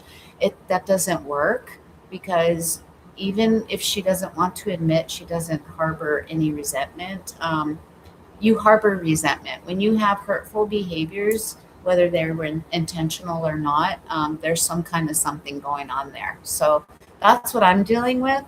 Um, Learning healthy communication skills is hard because a lot of us grew up with parents that did not model that for us. So we have to reparent ourselves, and it's a challenge. Absolutely. We must never abandon ourselves again. We are valuable human beings, and we deserve relationships with people that meet us with equal effort, and we must listen to our gut intuition and toxic people. 100% unruly. You are so spot on with that. No more cornflakes. We need whole real granola. Katie, I love your I love your like analogies and your comparisons. No more cornflakes. I have learned recently I'm still very angry towards him, and I don't know why. Lately, we would never in a relationship. He used he used me, he smeared my name. I don't know, maybe because I'm finally realizing her name is Bella. I love that name, Bella. You know what, Kelly? It's totally normal to be very angry. Even now, like I'm almost 2 years out of it, and I still get pissed off sometimes. Like healing isn't linear. You're gonna feel all kinds of emotions. Like sometimes you won't, they'll go away for a little bit, and then sometimes you'll be all pissed off, and that's completely normal because you weren't allowed to feel anything when you were with them. So those feelings are gonna resurface. It's like they're thawing out, right? Because you were conditioned to suppress those feelings for so long that now that they're out and defrosting, you're going to feel all kinds of feels, and that's okay to feel. The anger is valid. Sit with it and truly feel it. Don't run from it. Yeah, Kelly, just sit in it and feel it, acknowledge it. No, don't shame yourself for it, because it's completely 100% normal. You have the right to be angry for how you were treated. I understand that you're right. You need to talk. That's true. The best for you, Glennis. Thank you, Giuseppe, for your support. What's granola? It's like a cereal. They don't have that in Italy. It's like a cereal, or there's granola bar for breakfast. Okay, I put photos up of my family pets. Oh, thank you. Goslings, chicks, cat, and dog. Anybody else, if you want to post, Andrew, if you want to post Bella, I would love to see her. And I bet other people here would love to see your sweet Bella, because animals are so healing. They love so unconditionally. Like my Hachi girl, she's been with me through all the narcissistic abuse, a lot of shit. She was with me in trucking when I first started. I had to put her in with a um, foster home. That was really hard for me for like the first year and a half. It was so hard. She's licked my tears away. She's seen all the abuse, all of it. Glennis, I too am going through strained relationship with my adult daughter because of my ex-nart husband trying to alienate us from each other. I'm so sorry you're dealing with that too. I think a lot of us are. And um, how are you?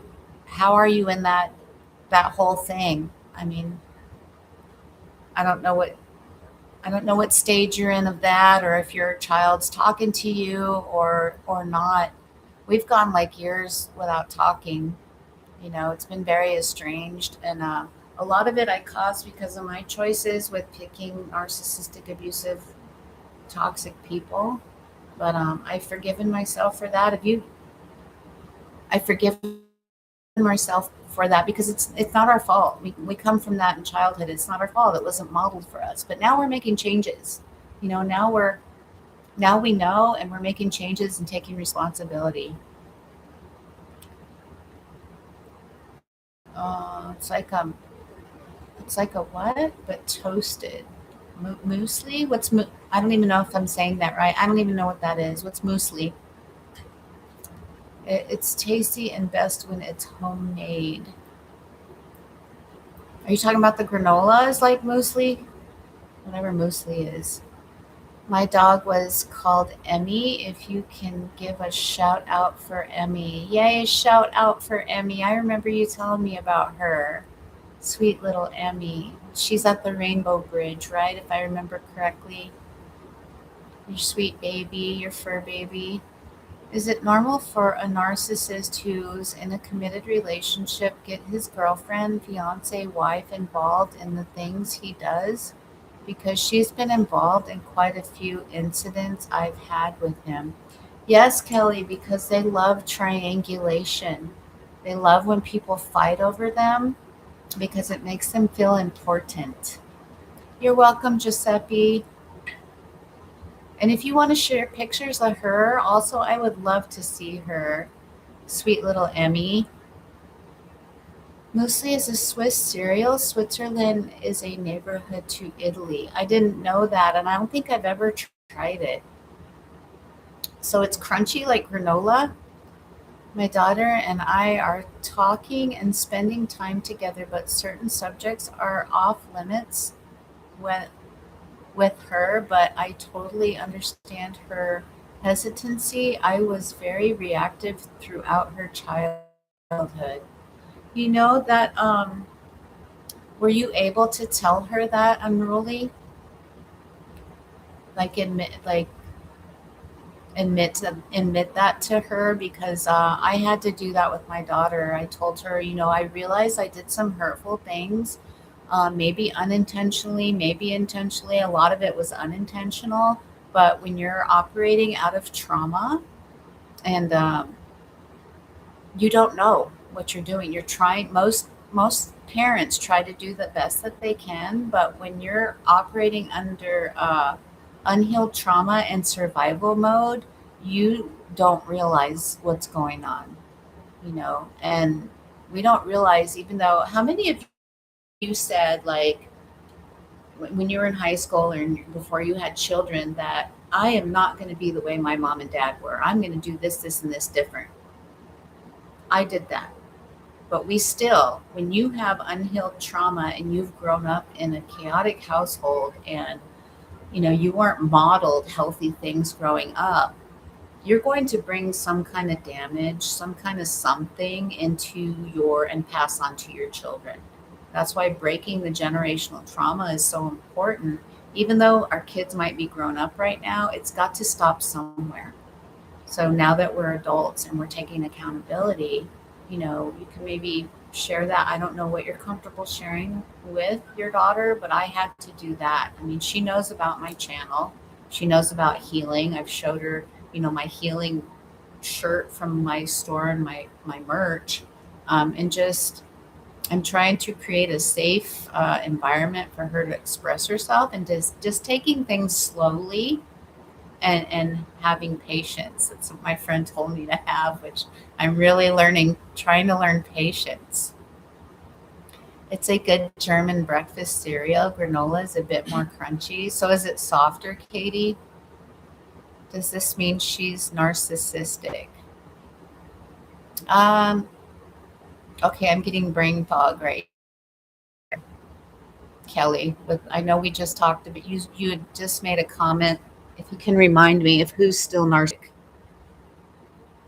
It's not crunchy. That's why I said granola is like mostly without being toasted. Granola is more crunchy, and that's why I would say everyone needs to go to therapy at some point in their life and taking it seriously for yourself. I agree. Like as adults, we need to all change and evolve and grow and learn, because who wants to stay the same as you are like in high school or in your 20s? Like, I don't know. I describe it like the line on Billy Madison when he's out there at the pool with his teacher, Miss Veronica, and she says, some people just float through life like pieces of shit. It's kind of the same thing. Like, and I can't tolerate people unless they're like awake and they're healing and trying to become better.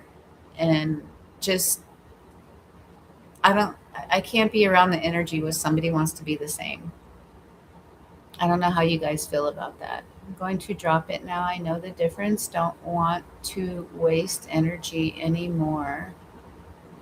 Going to drop what?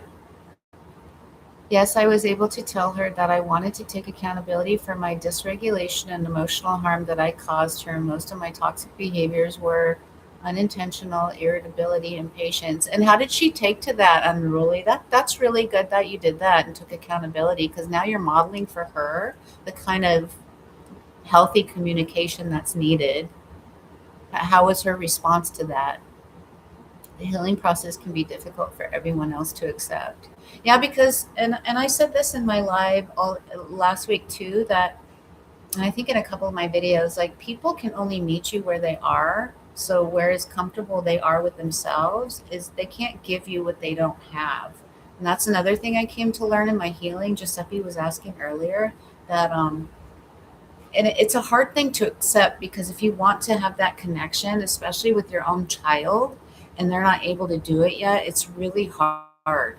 It's really a hard spot to be. So yeah, having the patience and just knowing that even though she might want to connect with you, she might not know how to, because she doesn't yet know how to connect with herself. It takes the self growth and reflection and a lot, like growing pains. We're still having growing pains and we're adults. Since she's been involved with some incidents with him, if she's narcissistic, because she seems a lot like him and I've never got her involved in anything. Maybe I don't know how old she is, Kelly, but some people do pick up narcissistic traits, and they could stay that way.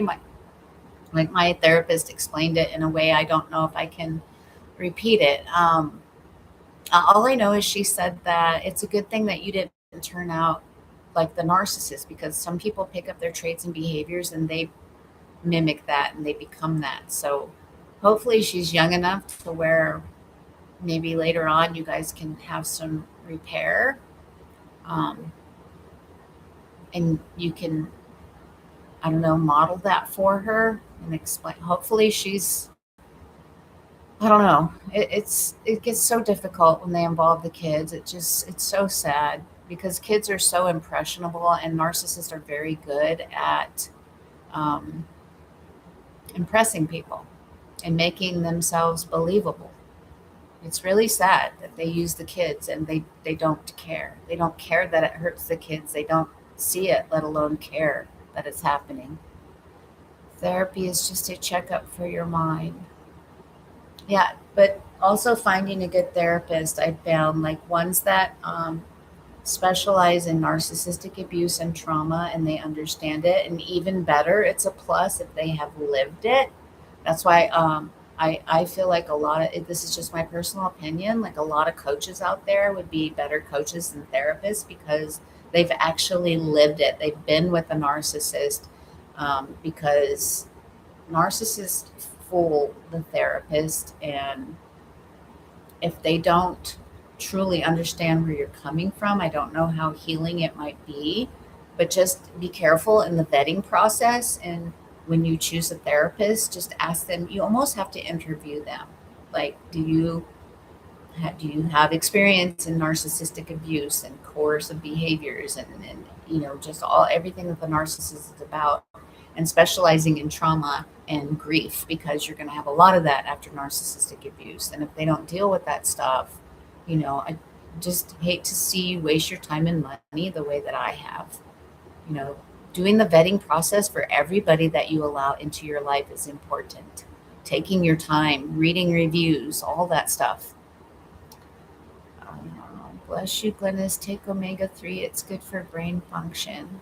I know there's so many. I held this up earlier. My friend got this for me. It's oil of oregano. I don't know if you know what this is, but I think this has been doing me some good. I take two, they're like capsules, 2 capsules a day. It's black seed oil. This is 6,000 milligrams, and they're little like gel tabs. They're little, let's see if I can grab it. They're little like gel tabs like this. I take 2 a day after I eat, and it helps. It's like a natural antibiotic. It helps your digestive system, gut support, immune system. They're easy to swallow. It's just good for you. And I just threw some on the ground. That's great.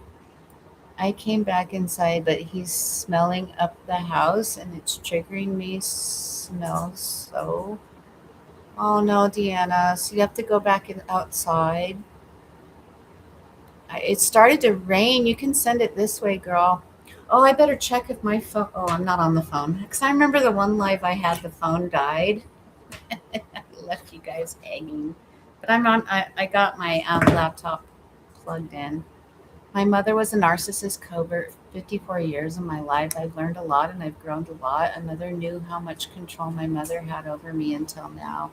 We have similar stories, Kelly, because I had a narcissistic mother as well, and she was my adoptive mother. So I totally relate to what you went through. What's the most number one thing, Kelly, that you say that you can say that you've learned from your mother? When you say you've learned a lot and you've grown a lot, if you want to share how much control my mother had over me till now. Yeah, because we're conditioned to think that that's normal, but it's definitely not normal. I came back inside. Okay, so Deanna's back inside. I'm sorry. Is there another room in the house you can go in, Deanna? Everyone has some narc traits. It's usually a survival mode. There's a possibility that the children are mimicking the seemingly dominant behavior, which is an opportunity to exhibit better self. Yeah, kids will mimic. And like I said, narcissists are so charming, and they'll play the victim, and they'll make it seem like they're being the good parent, and they're just they put on the show. As you all know, Italian herb. This is an Italian herb, the oil of oregano. So I'm taking Italian supplements. Same. That's true, Katie, but narcissists just keep on doing it. Yeah, they'll wash, rinse, and repeat the rest of their lives.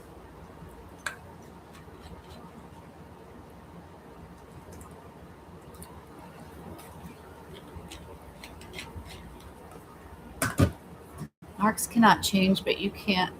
You can, so show better behavior. Yeah, that's the beautiful thing, is we can change and they can't. And it's really sad when you think about it, because I remember being so pissed off, thinking, I hope he gets his karma. But later I realized, like, they are their karma, because they can never truly take accountability. They can never self-reflect and change and improve behaviors. And they don't care about the people that they hurt. That everything they touch, they destroy, and they don't care, because they'll choose their ego any day over any relationship that they damage.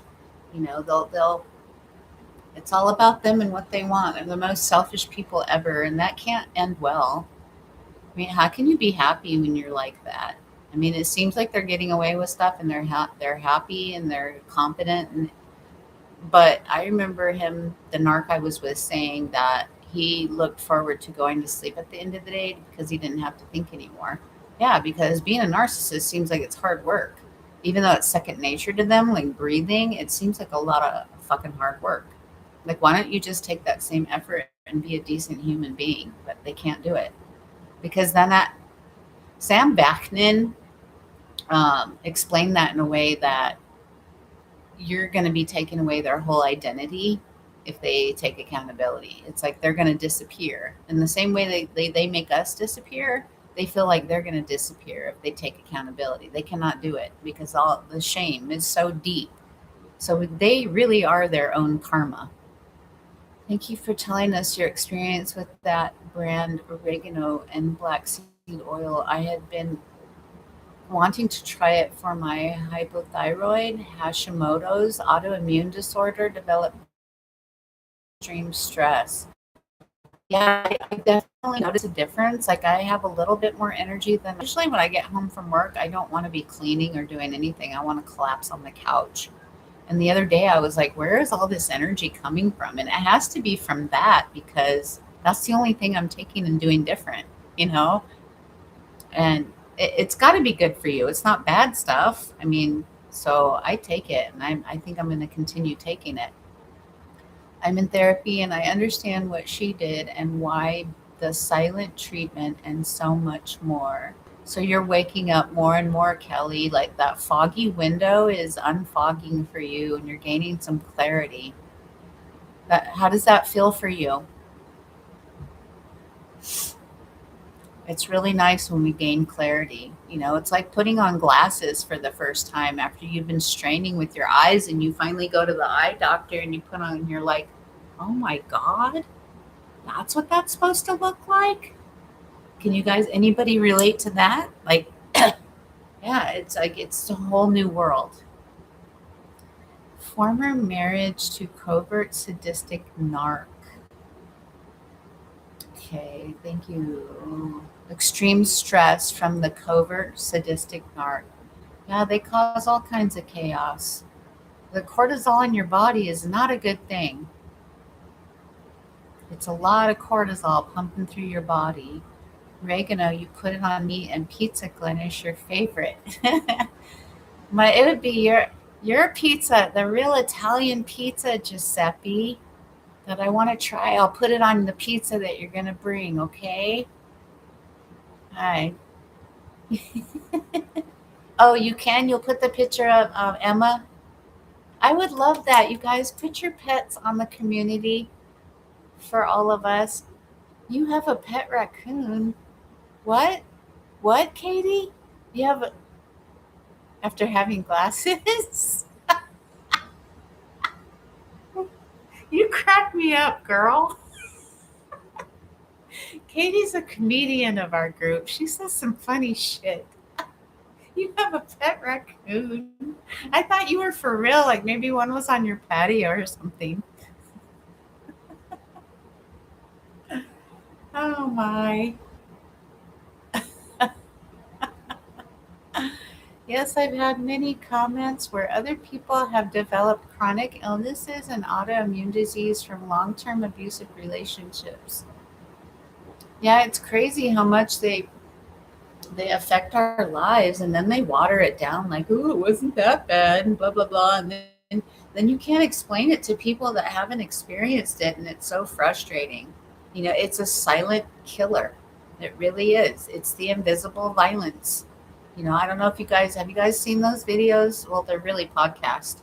I did of invisible violence 1 and 2. I was thinking about doing another one because invisible violence kills. It really does. More than we realize. They're every day for somebody. Isn't she so funny? Kate, Katie's so funny. Well, I want to see your pet raccoon, Katie. Can you please post it in the community? I had a stutter for 2 months after my discard. Yeah. Yeah, and the brain fog. Yeah, they cause a lot of shit. Migraines, headaches. I was taking Advil like every day, popping them like they were candy. when I was with him. And then that did go away after I told him to leave. Um, but now it's just like healing stuff, life stuff. I used to get a lot of infections while I was in my toxic relationship, like ear infections and stuff. Giuseppe?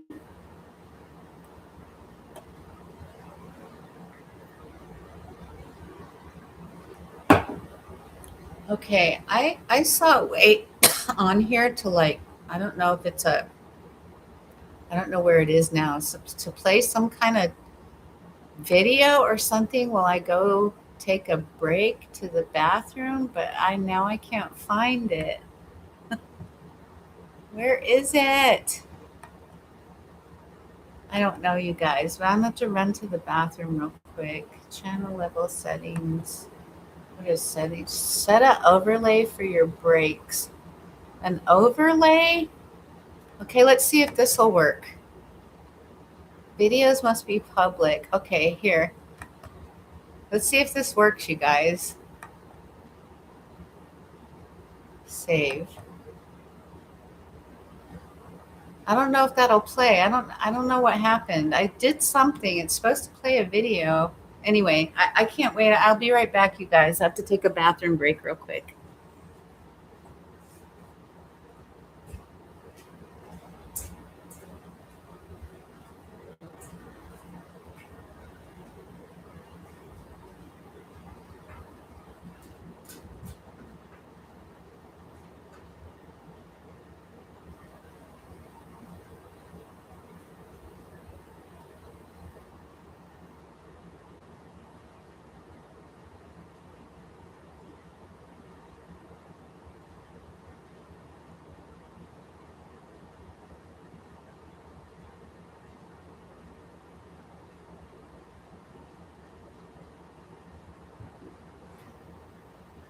All right.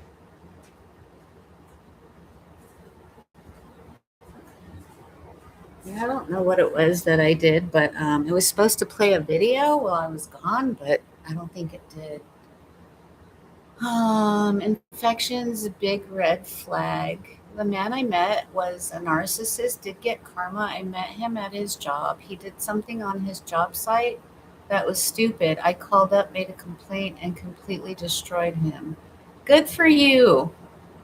I think back and wish I would have done something like that because I could have destroyed the ex narc's entire career. But I didn't because I was trauma bond at the time and I needed him, so I protected him. Okay, it was all the stress she put me through. It's not good for your immune system. No, it's not.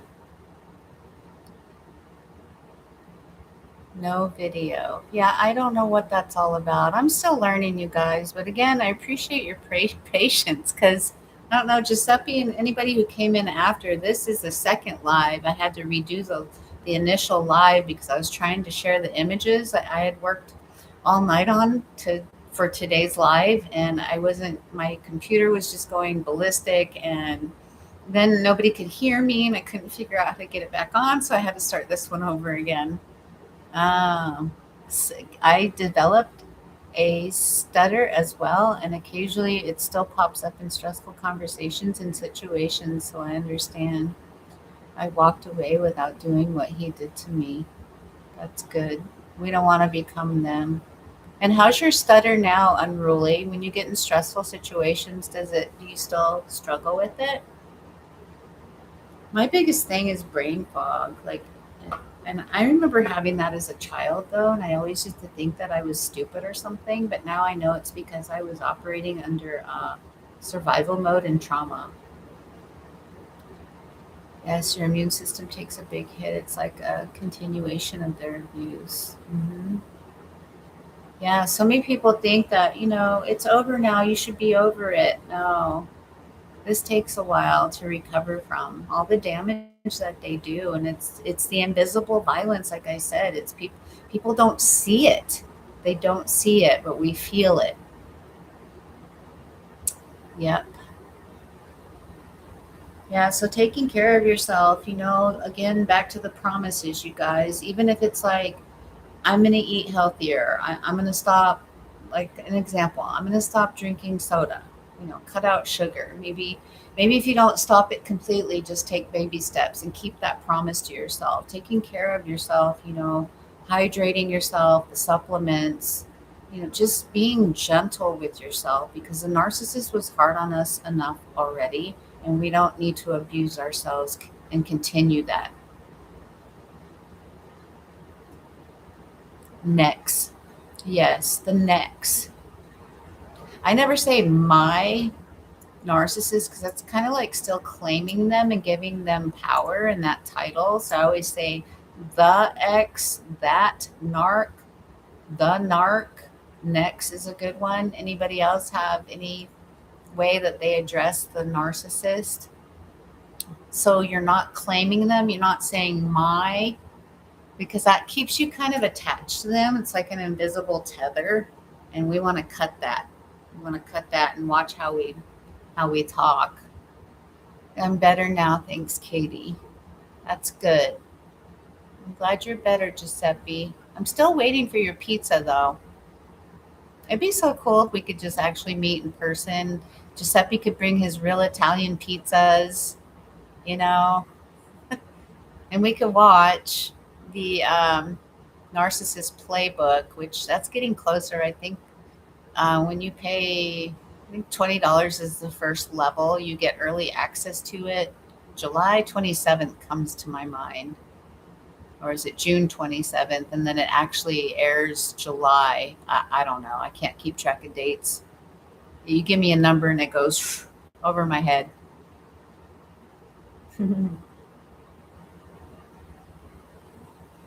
Let's see. We've been on for like 2 hours, over 2 hours now. So I might get off in a few minutes, you guys, unless there's something else you want to talk about.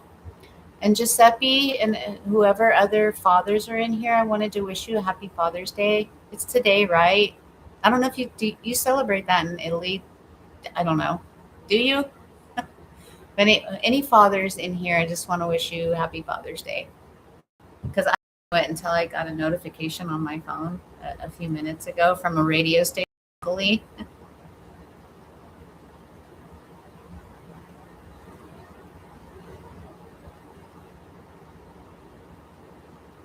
Just answering my daughter. She's struggling with sleeping again.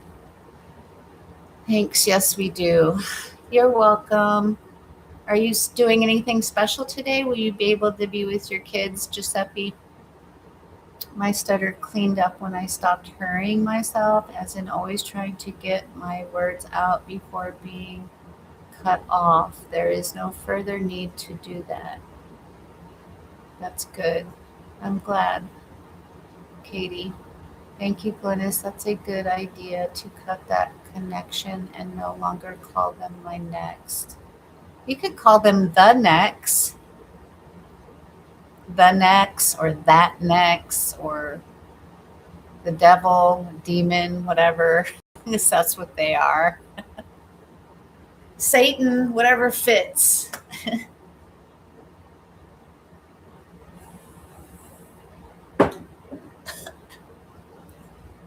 My son and my grandson. Ah, you guys don't forget the pictures of your dogs, okay? Post them in the community. And remember the promise to yourself, because next week I'm going to ask you all if you kept the promise to yourself. Just pick one promise. And it doesn't have to be a huge thing, just a little thing, so you don't abandon yourself, because that's how we're building trust back in ourselves. Thank you for coming on and talking to us. I'm grateful for you every day. You've helped me so much. That is, Kelly, that means more to me than because that's the whole purpose for this. I guess serving dual purposes. Like, it's kind of my journal, doing these videos and lives and stuff like that. Because when you talk about it, it helps you to heal. And then when you teach others, it helps you to heal even more. It's like reinforcing everything. And then when I hear comments like that, I am truly, truly grateful for it. And you, demon spawn. Yes. I used to put him in my phone as Satan. Satan is calling. But But now he's blocked. I don't, yeah, I have nothing to do with him. No connection. The less connection, the better. And my next step is like moving out of this town completely because he's still around here and I don't like it. Gives me the heebie jeebies knowing that I can feel his bad mojo in the air. Accurate. Okay, Glennis, how's the merch doing? Are the t-shirts unisex?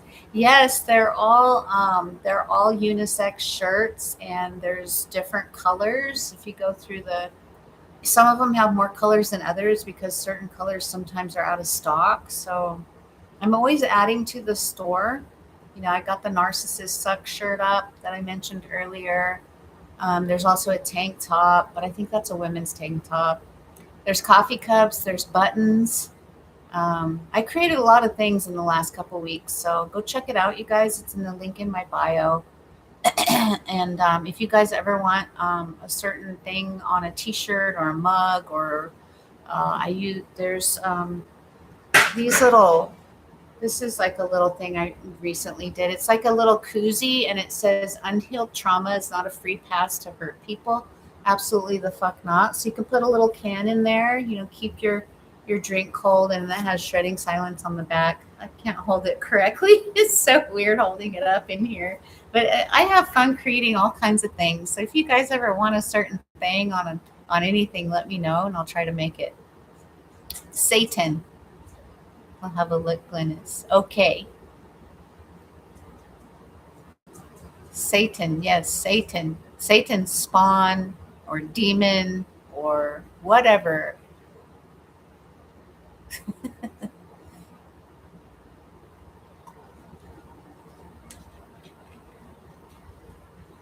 So what else, y'all? What else can we talk about?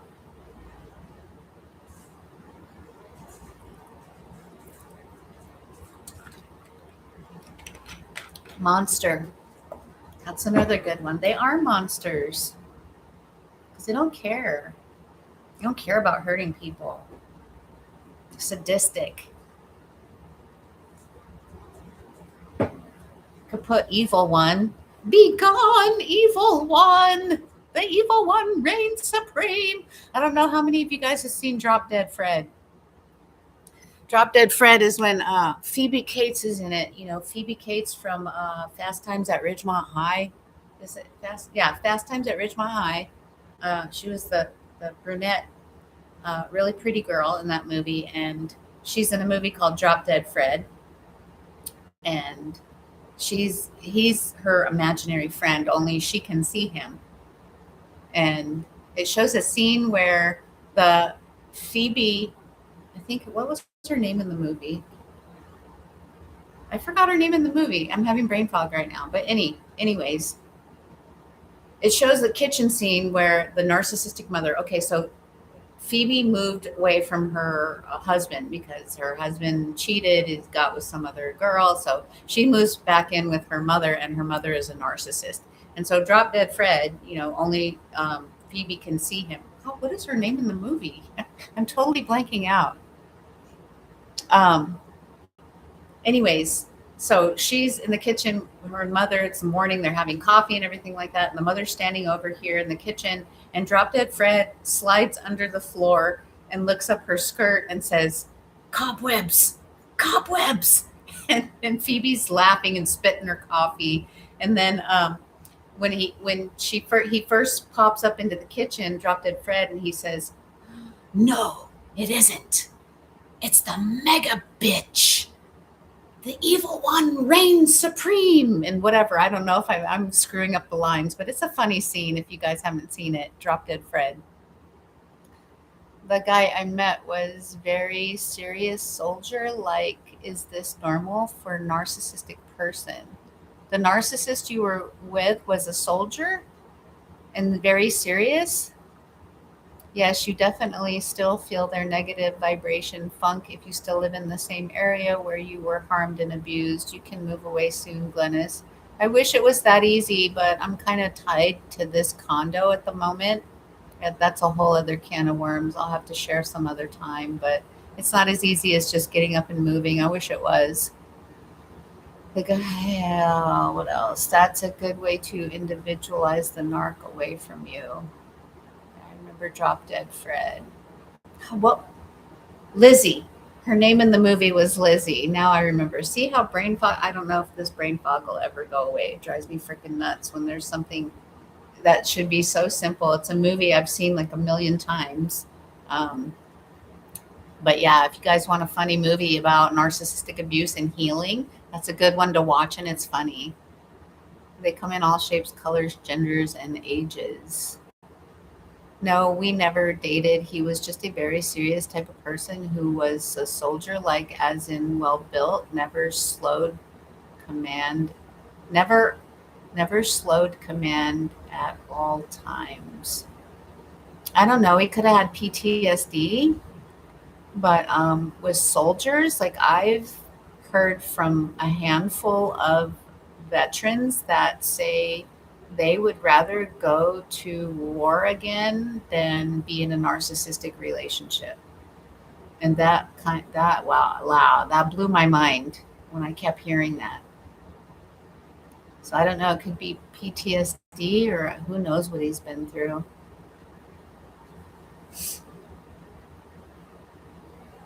Yeah. Yeah, Giuseppe, look it up. It's really funny. Like the mother is a complete narcissist, and it shows like Lizzie coming back to herself. The end scene is really, it really touched my heart. I don't want to give it away, so if you do see it, it's a good, like, funny, uplifting. Like, it has some serious parts, but it's very uplifting at the end. Where she comes back to herself and she doesn't allow her mother to control her anymore. Sorry, Glennis. I meant that I pray that you're able to move soon. I hope I am too. I have to become YouTube famous and monetize, which I'm trying to do. Not like famous, famous, but yeah, I'm halfway to monetization on YouTube. To get paid for like the commercials and stuff like that. So watch time really helps to build that. So I've been trying to do like longer lives and longer videos, but on top of life, it's really challenging. It's a great late early 80s, early 90s movie. Yes, it's a very great movie. Kelly says, when I met him, he was very sweet and kind. He changed into the man he really is. He talks serious. It's like he's serious all the time. He can't just let himself go. He stands soldier like. Maybe that's his protection, Kelly. He's really guarding his vulnerability because he's afraid to be himself.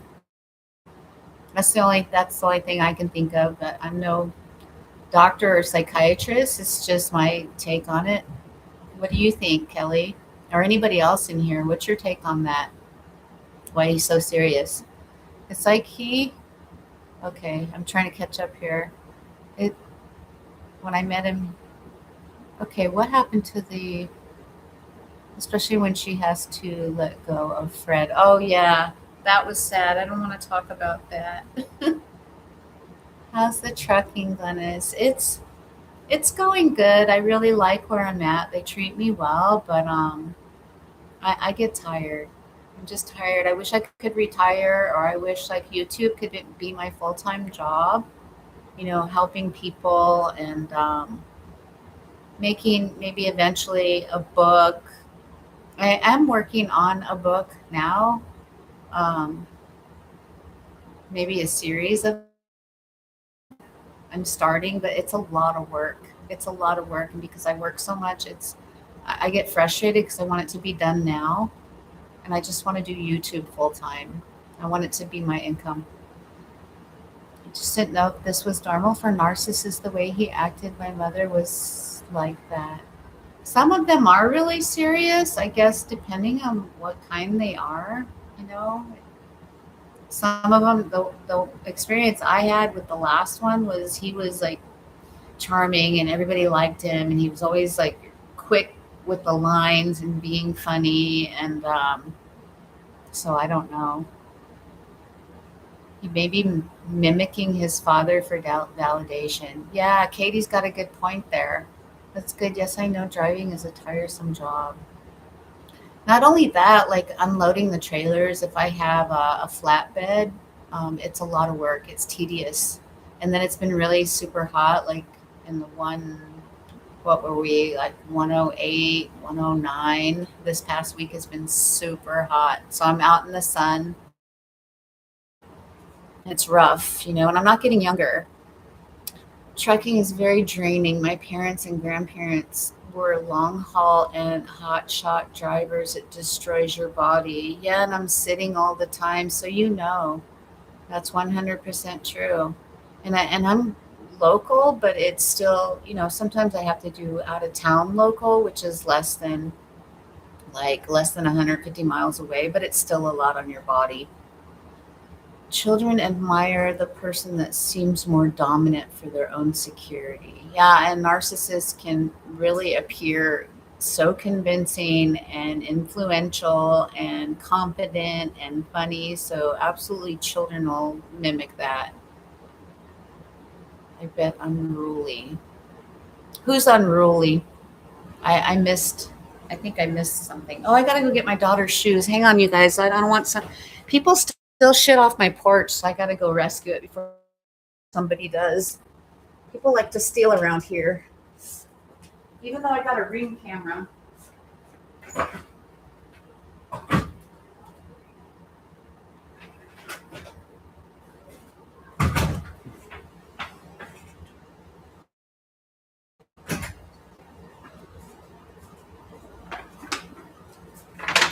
Yeah, it was the Amazon man. Oh, but this shirt, Giuseppe, I don't know if you've seen it, but this is the old original one. I upgraded this shirt in the store. It says it's better to be alone than to wish that you were. And then the back, I hope you can see it. It says there's healing in solitude, shredding silence. But I made it look better. This was the original one I wasn't happy with. So it's fun working on the merch. Oh, there's my oregano that fell on the floor. Children. Narcissists appear strong to naive people. Yep. But now that our eyes are open and we're awake, we can't go back to sleep. Once you see them for who they are, you see them and smell them. You see right through them, and other people are still tricked by them, especially children, because children are so impressionable. It's sad. It's sad how they manipulate children. It really is. 100% true, Katie. Can you guys still hear me? Because I touched something on my earbud. But I think I'm going to wrap it up, you guys, because I have to have a bunch of adulting chores to do and get ready for work tomorrow, because I have to work tomorrow and I normally don't. But I'll be off Friday. So I don't know. I'll still do a live next Sunday, but I just want to wrap it up, and you guys post your animals in the community, please, please, please, please, because I want to see your sweet babies. And um, what else? Remember the promise to yourself. So let me know if you guys come next Sunday, if you're able to make the live. If not, post it in the community that, the promise you made to yourself, and don't flake on yourself, okay? Be your own best friend, because that's going to build the trust in yourself. And I want to thank you all for coming here. And I noticed we didn't get any crazy people in here. To my moderators, there's nobody crazy came up in here that you had to boot out. That's cool. And what else? So thank you all for being here. I have to go to have some chores to do for next week. I'm so glad you made it in, everybody.